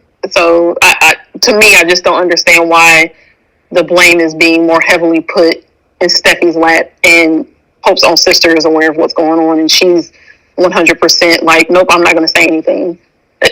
Liam, bottom line, is ultimately responsible for telling Hope what's going on, Yeah. and he's able to because we saw him leave the hospital and drive to be with Kelly and her daddy daughter dance. So Yeah. What you and got, I think Bree? he's Oh. wrong. Mm-hmm. Oh, sorry. I was just going to say, I think he's wrong for even putting Steffi in that position of don't say anything. Mm-hmm. What you got, Bree? He put a lot of, well, yeah, he put Steffi, now Bridget. There's enough people to know, and that puts him in a precarious situation because a brain surgery, a brain injury, that's not a that's not like something cosmetic, where it's not nothing to really worry too much about. This is a major life-threatening injury, and he could regress. Mm-hmm. And enough people know now that know his family, know he has other children, that should be informed so they can help him. But I do agree with you, especially after Friday's episode, he lost his mind, literally. You want Hope to lie to her sister and want her sister to lie to her niece. And then you still want to continue this lie to Kelly. Mm-hmm. And you don't want any of your family involved. Why? Like, they can look at you and see, like, you're about to pass out. You can't, stay steady and balanced. You have a whole wrap around your head. How are you going to keep any of this up, and for what? Right. Yeah. Why? I would never understand the show's obsession with keeping illnesses a secret. Yeah, because It would never make sense to thing. me. Yeah, and it served no purpose. Yeah. And Liam's in this situation, it makes even less sense. Like, for what reason are you not telling anybody? I don't understand. Yeah. I just don't. Okay, so my thing is, I think as we obviously found out on Friday, and I don't know if I haven't seen anything because people are wondering if Scott Clifton is leaving the show and stuff like that. I haven't seen anything. I don't know if you guys have seen anything, but obviously from what we saw on Friday, that it's not something that they can fix, and that it's a mass. So I'm assuming it's brain cancer, and so at this point, he's going to have to let Hope know, because if you just spent time that could all possibly be the last moments that you have with one kid, and the other child or daughter had no opportunity at all. That's the part I'm like, dude, you gotta say something. I mean, even though he don't know, he know enough to drive, like you said, Keys. He got in the car, you got behind the wheel, you drove over to the house, you dancing and doing, telling everybody what you ain't gonna do, leave with against medical advice, all of this sort of kind of stuff. You can pick up the phone and call and say, Hope, I've been in the hospital, I ain't been feeling too well, this what happened, I want to see Beth. But no, you do none of that. Beth hasn't even been a topic of conversation for him. At all. Yep. He would have thought Kelly was his own child, but he does that with the woman that he's interested in. Because when he was all about hope, it was Beth, Beth, Beth. He didn't have any thoughts whatsoever regarding Kelly. And now he's all for Steffy. Even still, it's about, I'm sorry, he was thinking about Steffy.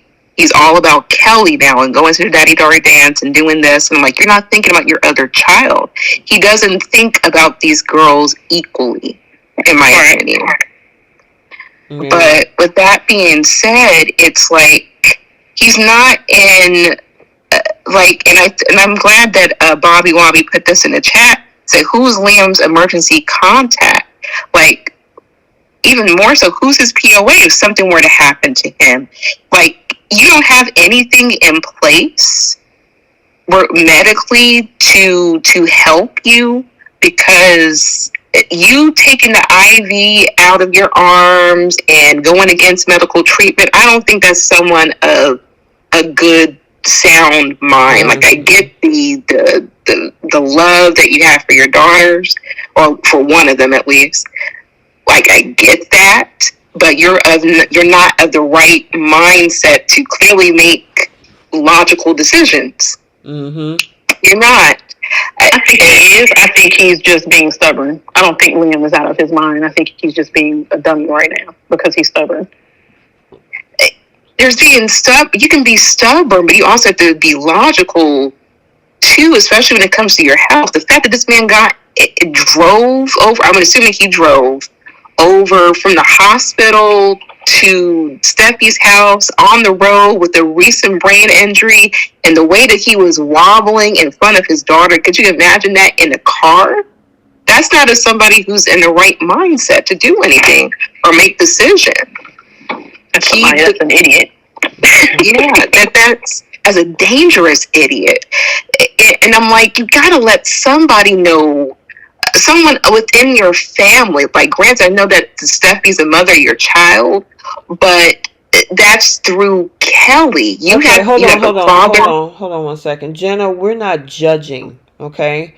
This is just all conversation. You know, we have our opinions about this, and we will watch it play out. If there's no mention of Scott Clifton leaving the show, you know, it's probably just like Eric, going to be at the 11th hour where they find some way to fix it. Okay, it's all about we have different opinions, and these are fictional characters, so it's we're just having conversation, you know, and of course we will have to see the storyline play out. Yeah, my assumption is that it's going to be another Eric situation where they find some miracle cure, or maybe he was misdiagnosed and it's not as deadly as they originally assume it is. I haven't seen any credible articles or anything saying that Scott Clifton was going to General Hospital. I've only seen posts from viewers speculating that, because of how little screen time that he's had over the past couple of years since Liam and Hope have broken up. So I think that just came from fan rumors. I haven't seen anything from the show, anything from Soap Opera Digest or any of those other credible soap media platforms that has said anything about him leaving. So until I see something like that confirmed, my assumption is that he's going to be fine, and this is just, you know, another dramatic storyline. Yeah. And usually with those storylines, especially since there's a lot of fan questions now, I wouldn't put it past the writers, or like there'd be like an exclusive regarding Liam and his treatments and like his health scare or something coming down the line within the next week or so. Because there's so much speculation, and, you know, it draws a lot of attention. They usually do this when it comes to medical storylines. I remember they did that with Eric's. So I get, to some degree, he doesn't want his daughters to worry. Right. Okay, that's one thing. But you just had surgery, and like, you could be alone with your daughters and you could pass out. Like when he was doing a dance with his daughter, he could have passed out right then. Mm-hmm. And then what would you say to Kelly about that? That's like, there's a way that you can tailor it for the adults and a way that you can tailor it for kids. And I remember when, like me personally with my mom, she had a pancreatic cancer diagnosis. She didn't want to tell most of our family at first, and she slowly started to let most of the people know. And I think she was very adamant about not letting me and my brother know at first. I had to respect it. It's not something like a part of me wanted her to say, you know, sooner, but I get the perspective that you want to make things, you know, seem like everything's roses for your children. I get that 100%. But in this particular case, this storyline, especially since he has something that's inoperable, you had a surgery on your head, sir. You gotta let somebody know. Like Steffy can't expect for this man to start picking his daughter up from school and everything. I don't know. I just had mixed feelings about that storyline. Yeah. That whole thing where she got the text message at the end, and which technically Finn should not have said that to her. Mm-hmm. But again, like Keish say, they don't care about HIPAA. But I agree with you on that part. I think it was goofy of them to have Finn text Steffy what his diagnosis was before he's even talked to Liam. Like, why would you not? Why wouldn't you tell Liam first? Yeah, that made no sense. But again, this show does things for the plot, not for what makes sense. So. Right, that's true. Makes sense. You know, it was goofy to me. There was two things. The fact that they got on the porch waiting for her daddy. Yeah. And then the girl missed the whole dance, and she has grandfather, she has a stepfather. Yes, that made 0 sense. Right. Yeah, I didn't idea that was, but then they played that music at the end. It was, oh my God. And I mean, being that I know what what it's like for young kids to lose a dad. I've been in that situation with my two. I mean, it's one thing if you know what's coming. It's a different thing when you don't know what's coming, and have to break news to the kids. And it's a memory that's engraved probably with me until the end of my days. I will never forget that moment. And so it was hard for me to watch that episode. I was like, oh my God, I can't do this. Yeah. It was rough. Oh man. But, he needs to have, and they're probably, like we were saying, they're probably going to have somebody come in at the last minute, like, oh my God, I found something. This might work. Or like one of you said, a misdiagnosis or something. Yeah. And then, Scott Clifton is back to waffling again, so. That was, they had a misdiagnosis with Taylor, right? With her heart issue? Yeah. Wasn't that a misdiagnosis? Yeah, they told her she had congestive heart failure. And then Grace told her she had broken heart syndrome. Yeah. So. And she's with the man who kept breaking her heart now. Right. She's cured. Right. But I think this is going to be a last-minute miracle cure that Finn and Bridget and Grace are going to figure out. Mm-hmm. I don't know why, but I feel like that's the way it's going to go. Yeah. So, we shall see. We got to talk about BTG. But, interesting stuff coming up. Look like we got a big old fashion show. I guess they had to do something, especially since Beyond the Gates had their fashion show. They said, oh, no, you guys are not going to outdo the fashion show. Right. Because this came out of nowhere. I know they shoot like, 8 weeks in advance or whatever, but they hadn't, when did they even start talking about a fashion show? Oh, Bold? Yes, yeah. When Carter and Hope, they were still looking for designers, weren't they?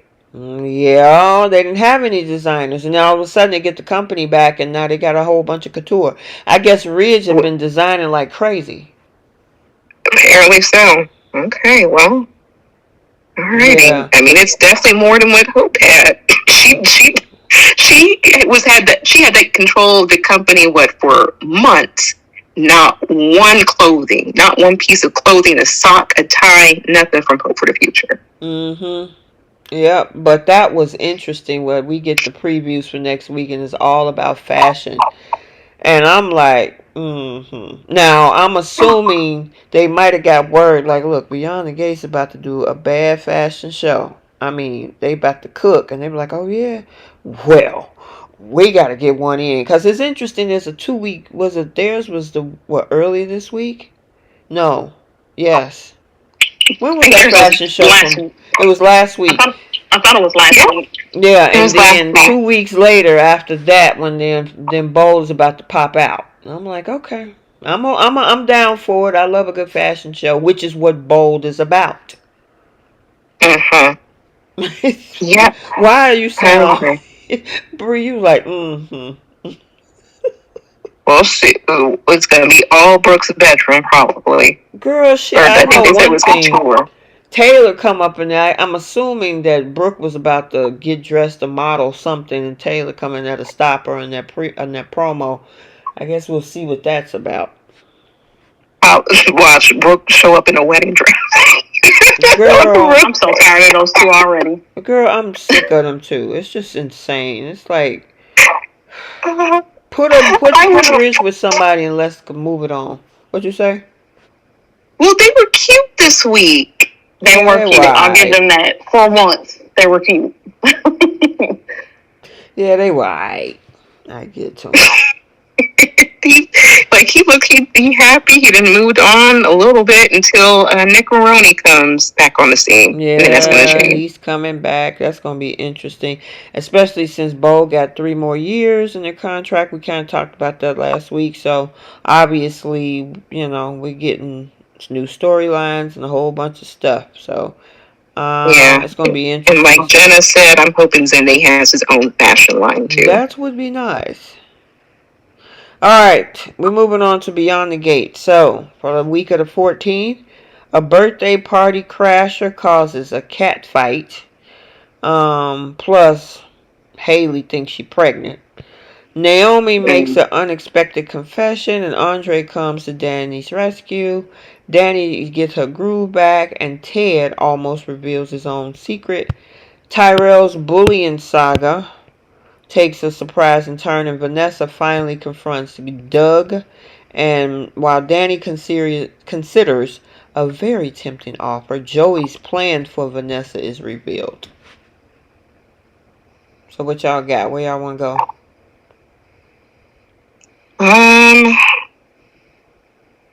Oh goodness. I guess we can get Danny out the way. She had like a few scenes this week, I think. Mm-hmm. It's not even sexy to watch her with Andre. For me, it's just not. Not anymore. In the beginning, yes. Do you think they were ever sexy together, Bree? Yes. Okay. They definitely were. They had possibly like that interaction at his place. That was hot. And then they had like a couple ones, but now between the alcohol thing, she's still pining after Bill and everything. It's just not appealing. What do you think, Keish? I also think that they are hot together. Overall, though, for me, I know people are frustrated with Danny and her storyline right now, but I feel like the show is actually doing good pacing with the way that they're taking her through her stages of grief. Mm-hmm. The show's only been on for a month and a half, almost 2 months now. Yeah, it'll be 2 months on the 24th. Mm-hmm. So we've gone from her being her angry stage when she was doing all that goofy stuff, bringing the weapon to the wedding and breaking into Bill and Haley's house. She's spiraled into using alcohol to cope. Mm-hmm. She uses Andre to, I guess, cope with her loneliness. So I think they've done a good job of layering her grief of Mm-hmm. her 30-year marriage ending. Um, and to me, I don't think they're dragging it out. I think they're kind of progressing her along in her downward spiral. She'll hit her rock bottom, and I'm assuming they'll probably do an intervention. Maybe they're probably going to have her rehab arc, and then she'll be making her way back up. Because she also lost her job with her daughter because she was her daughter's manager, and that was like her whole life. I Mm-hmm. feel like. Mm-hmm. So not only did she lose her husband, now she's lost her career, which was being her daughter's manager and wanting to see her daughter shine as a supermodel, which is something that she wasn't able to continue to, or something that she chose to not continue to do because she wanted to be a mother and a wife. Mm-hmm. So I don't know. I'm enjoying her story, and I'm looking forward to when she like hits that complete bottom, and everybody finds out, and they try to do their little intervention with her, and she goes through her rehab and all of that. So Mm-hmm. I think they have built her story very well. Now, if we're like 6, 7, 8 months down the road and she's still being goofy and doing stupid stuff, then I'll say they are definitely dragging it out way too long and they need to progress her along. Mm-hmm. Gotcha. Yeah, well, I think they're cute. They're both dealing with something because remember, he wants to be with Ashley and she wants to be with Bill, and it's not happening. These two people that they both want are in other relationships, and so they look into each other just to, try to put a band They're aid on. placeholders for each other. Right, they're trying to put a band aid on, on top of pain for each other, but then once the whole session is over with, then they're still back to thinking about what they wish they could be or where they wish they could be with those other people. So I don't. Mm-hmm. It was cute and hot for because we haven't had any when they originally started. We hadn't had on the other soaps a lot of hot romance, so it was hot to see in the beginning. But at this point, it's more toxic. I mean, they're giving her pills and she's drunk out of her mind, and I don't know, Pote. I do like though how he tries to comfort her and how he's trying to help her and he's looking out for her. Like if he was, like, I don't want anything to do with you, you're a mess, like you need to get yourself together, just kind of being cold and cruel to her, then I would kind of be over the two of them. But he cares. Mm-hmm. He cares enough to try to, I don't know, to try to help her get to see like she needs to snap out of what's causing her to do all this drinking. But isn't that what her sister is for? Like that, when he went over to Ted and Nicole's place, I thought he was going to tell Nicole about the stuff going on with Danny. Well, he did warn her, didn't he? Didn't he say that he's concerned and last week? And we didn't see Nicole do anything. Mm-hmm. She did. See, and that's just so disappointing. I thought he was going to say something again this week. Well, she's actually pressing more with Vanessa, which she should be pressing more with her sister. Yeah, because my thing is, you only got to tell me once that you're concerned that something's going on with my sister, and I'm going to go investigate and figure it out. Like, he shouldn't have to tell her more than once. In my opinion. I agree, but, like I keep saying, just because you have a degree doesn't mean you're all that smart sometimes. Mm-hmm. I mean, Eva's running circles around Nicole. Right. But it's just, Danny has a whole psychiatrist for a sister, and you would think her actions have been pretty much spelled out all this time, that you would think Nicole would be more closer to her sister, checking in with her sister, far more than Andre in this case. Or like help kind of steer her in a direction of like a therapist. Like Danny's to the point where she's seeking therapy through a bottle. And And the fact that Andre's aware of it, I think before it gets worse, reach out to her sister again and say, hey, I caught her drinking, or, something to that effect, so that she can be on alert for her sister as a psychiatrist. Not everyone has to know, but just help somebody, help her out. Yeah. Because clearly it's going to be to a point where it's going to be out of Andre's control. Mm-hmm. And it could be matters that are going to be worse for Danny. Yeah, I agree. I mean, something's gotta give, because even though he's trying to be there for her, it's not working.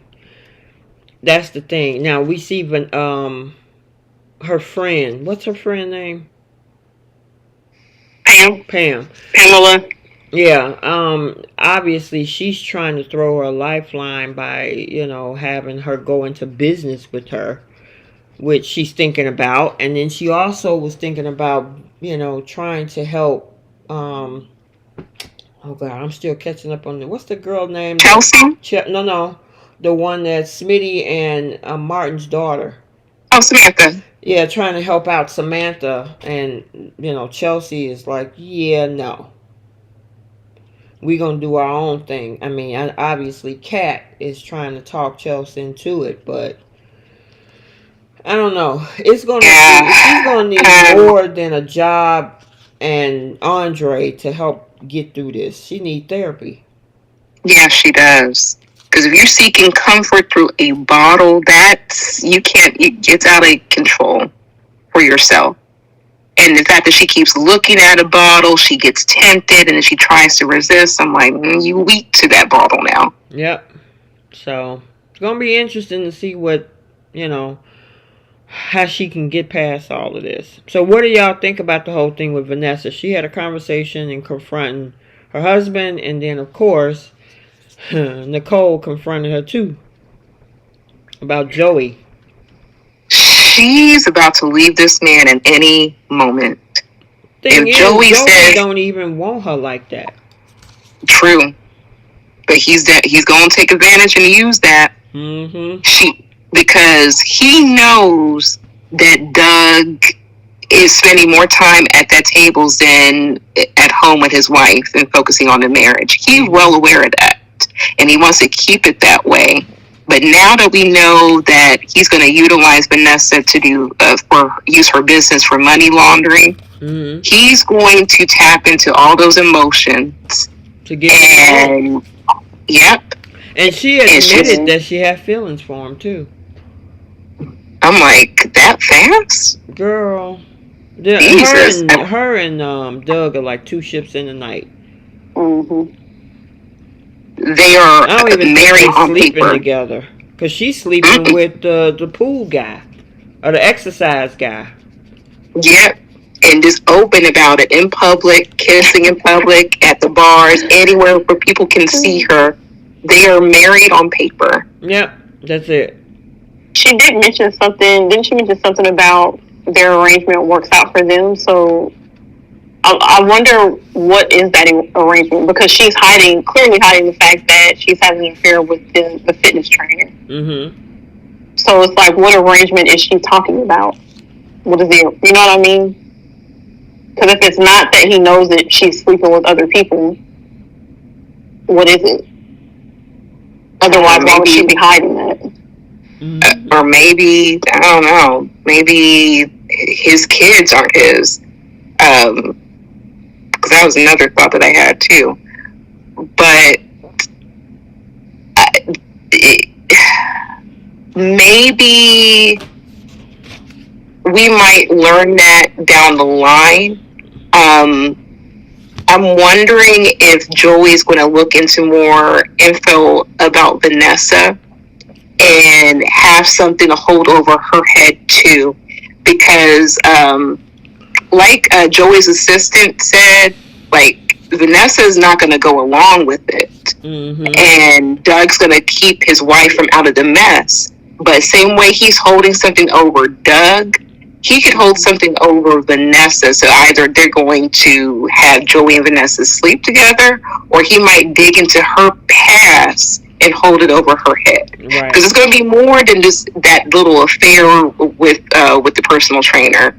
I don't think that's going to be enough for Vanessa to worry about, because once again, she was kissing this man in public. She doesn't care. But if there's something like detrimental, like if the two twins that she has with Doug aren't his, that would definitely be something to hold over her head. That's true. That is true. But yeah, I hope she don't fall for this man. But it looked like she is definitely interested, even with all of the red flags flagging. What you say? I said she's definitely on her way there. And Nicole is trying to stop her, but that ain't working. And she sees, Vanessa sees those red flags. She's choosing to ignore them because she's attracted. This crush on him. Yep. What do you guys think about Ted just going ahead and dropping his secret on Nicole? Andre said, listen, that was 20 some years ago and only happened one time. Why not go and then even Nicole said in her dialogue that there was a point where they were not in a good space. Now that doesn't excuse what he did, but there should be a way to connect the dots to have a conversation to get this, because that takes all of the power away from Dana. I'll just call her Dana. I can't keep up with the names. The names and the wigs. The wigs, girl. The wigs are hilarious. I think. So I don't think it's going to be the one night stand that hurts Nicole. It's going to be finding out that he's got a daughter from it.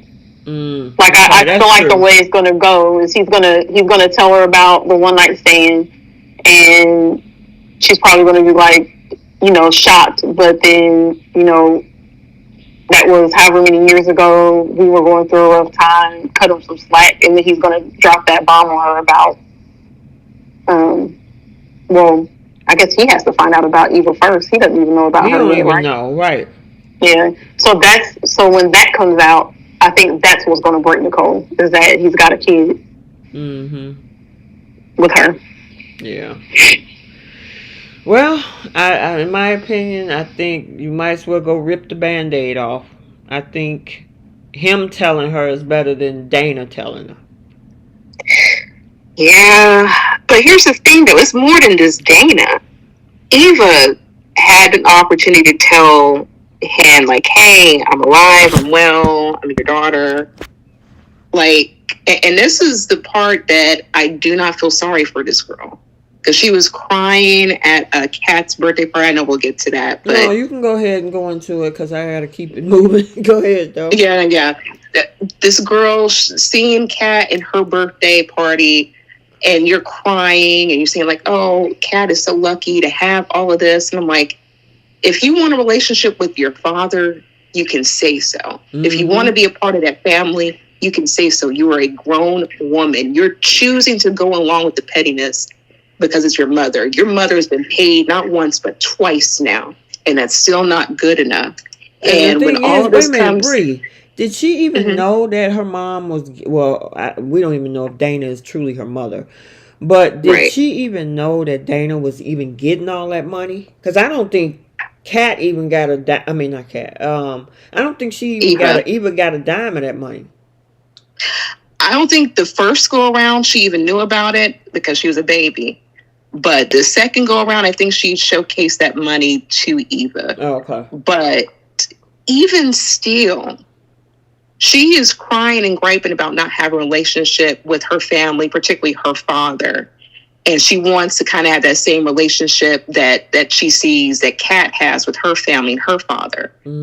She could still have that. She has the upper hand out of anybody, regardless of who it hurts, because the result is a result. If that's her father, that's her father. And people are just going to have to deal with it. Yep. But she's choosing to go along with the pettiness. And she keeps saying, like, hey, this is my choice to go along with it. Why? And why are you crying about any of this? If the result is you want to be petty about all of this. Yep. So I feel like I'm not making excuses for Eva because I didn't feel bad for her either, the way that Kat went off on her at her birthday party. But I feel like there's almost a level of, I don't know, not her necessarily being scared of her mother, but it's like she's worried about upsetting her. Like she doesn't want to set her off. So it's almost like she kind of placates to what she knows her mother wants her to do, or what her mother wants to hear. So I don't know. I feel sorry for her in that way, because I mean, this is the woman that has raised her, who she's grown up with, and that's all she has in the world.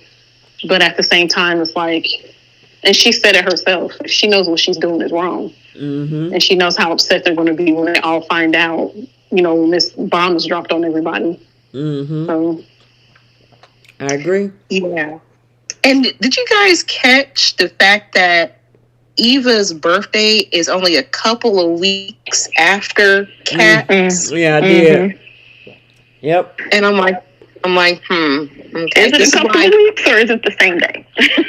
No, she said it's a couple of weeks. No, I'm saying, I was just saying, like, is it really a couple of weeks away, or is it actually the same day? Because there's the speculation that they're twins. Eva, they're fraternal twins. I still highly agree with that. And then I had a different theory. I'm still sticking with the fraternal twins, but the fact that Nicole kept saying that both her and Ted, they had a rocky time frame regarding trying to get pregnant and the miscarriages. What if Nicole had an affair, and maybe Kat isn't Ted's technically, but Eva is Ted's? That would be interesting. That'd be a twist. Yes, I agree. It would be a twist. But I still think that they're fraternal twins, though. Because it's just too coincidental. They have the birthday in the same month, same year. Come on now. Yeah. Quick I thing. mean, Oh, go ahead. Oh, no, go ahead. No, you're good. No, I was going to say, because I wanted to quickly touch on, before we get to all of the other things that we got to do on for this particular live, the thing with Tyrell, because of the fact that,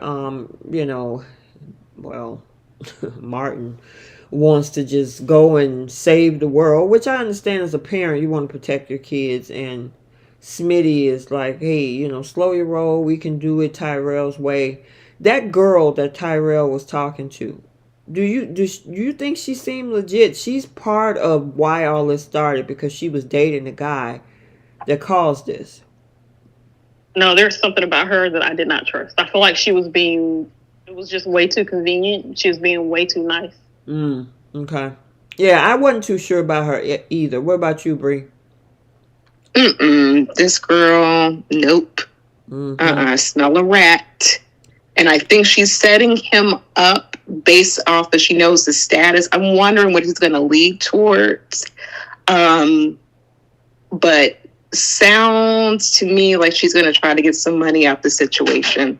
Because now he's looking at her. Now he don't want to leave the school. And she's looking at him like, maybe we can play chess sometime. And I think you're a really cool guy. And of course, now he got stars in his eyes, because he's like, oh, wow, cute girl likes me. But this is also the same girl that was part of the problem. Even though maybe she didn't do anything, but she's the girlfriend of the guy that, you know what I'm saying. And that's his fault, not technically hers. But something's not right with that situation. She probably could have been the main one setting everything in motion. I mean, that's true. And a lot of people in the chat don't trust her either. Jenna says she was way too nice. Allison said, I don't trust her. That girl said, don't trust her. And then Allison also came back saying, too good to be true. Yeah, I feel like I don't know about extorting him for money, but I feel like maybe they're setting him up again to embarrass him for whatever reason. Sharon says the same. No way, don't trust it. Something going on with that. Because she just come in the door talking about, oh, yeah, you're so nice. Can I sit? Can we talk? And, of course, he's like, oh, wow, okay. So. Oh, didn't Smitty say that there was like another reporter who was kind of circling around like the school? What if she's like the daughter of one of those reporters? Especially since there's like word out that Martin's trying to run for president. I mean, anything is possible when it comes That's to the sad. soaps. I mean, I don't know if it. I just think there's something up with the high school mess. That's in my opinion. It could be something like that, Bree. Who knows? I'm still tripping on the reporter um, that told Martin he wouldn't, I guess, publish those pictures or report on what happened to his son at the school as long as he gave him an interview. And it's like you're using pictures of a underage kid in his underwear to get an interview. Right. That's weird. Like, am I the only one that thinks that's strange? Yeah. No. It was weird that they put that in the dialogue.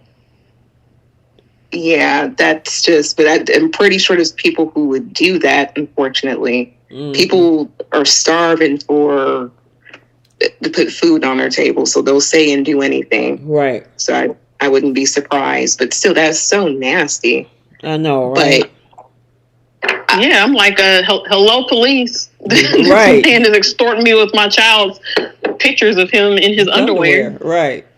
And this is why I'm on like Martin's side as far as trying to handle all of this. Like, I get Smitty. He wants, his son to, want to grow up a little bit and try to manage things, but clearly it's out of control to where it reached Martin, right. extortion, basically. Mm-hmm. So Martin's just trying to be the parent about this. Not to say Smitty isn't, but just to be the hardcore parent, protector, and yeah. And I think it would be smarter to go ahead, put them in a different school. If he's getting bullied like that, put him in a different school. Then, I just don't understand why Smitty wants to leave it in the kid's hand, and clearly this is out of control now. And plus, they're public figures. It has to be handled a completely different way. Exactly.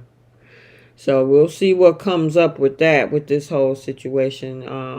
I don't know if the storyline kind of started moving slow, and I thought it was going to be a big deal if something happened and it's about photos, which obviously bullying does happen, and is happening in schools and things like that. So that's probably why they decided to go that route with the picture in the underwear or whatever. But what you were saying about the reporter, yeah, that's not, nah. So I'm trying to think. Was there anything else this week that stick out to you? Not really. I think Naomi. Girl, Naomi ain't pregnant. I think she's scheming. Haley. Oh, Haley. Haley. Yeah, Haley. Yeah. I don't think she's pregnant either. I think eventually that's going to come around, but I don't know. I think it would be a interesting storyline. Maybe she got with Jacob, but that's a whole other thing. I'll say in the group chat, but I don't think that she's pregnant. I'm not sure what they're going to do with Haley's character, in all honesty. Because right now, it seems like she's just trying to fit in, hop into everyone's business and say, like, hey, forgive me. I was just in love. I did nothing wrong. That's just seems to be her own narrative at this point. I thought it was odd to me that it almost seemed like when she told Bill that she thought she might be pregnant, that they had they talked about before that they didn't want kids, or was that kind of? She said she didn't want kids, right? And then she changed her mind. They both agreed on that. Yeah, okay. They were focused on each other, and then she said she missed a couple of pills. You know how that goes.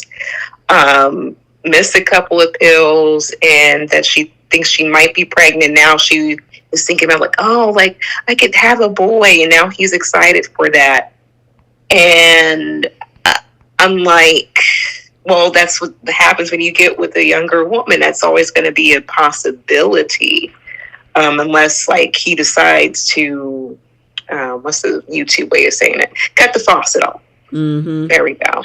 It seemed to me like he would not be excited about having kids. Did it? Yeah. Did it not seem that way to you guys? Yeah, that's interesting to me. I mean, granted, I get it. Some people want to have children with the new wife, but I think his. Wait a minute, let me think. Both his daughters are what? Almost 30? Yeah, I think he has a third. I think she is 30. Yeah. Naomi's 30. And you want to start all over again.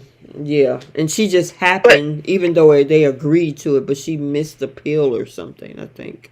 Yeah, I don't know. The way I read that situation, it felt like she was kind of regretting, I guess, the agreement that they had of not wanting kids, because he seemed more like he didn't want them. Like it was just not something that he wanted. And it almost seemed like to her was like, I've kind of been thinking about it, but okay. Yeah, I don't know. Maybe I have to watch that something to scene consider. again. I mean, if you with a man that's probably 20, 25 years older, and they got grown kids your age, Mm-hmm. and then you're at the age where you in your childbearing years and you want kids, then maybe that's not a good match for you. yeah, Yeah, I wonder if maybe she thought she could change his mind or something. Well, she figured that, oh, well, if I get pregnant, I know he's not going to, deny the cheat on baby. her. Right.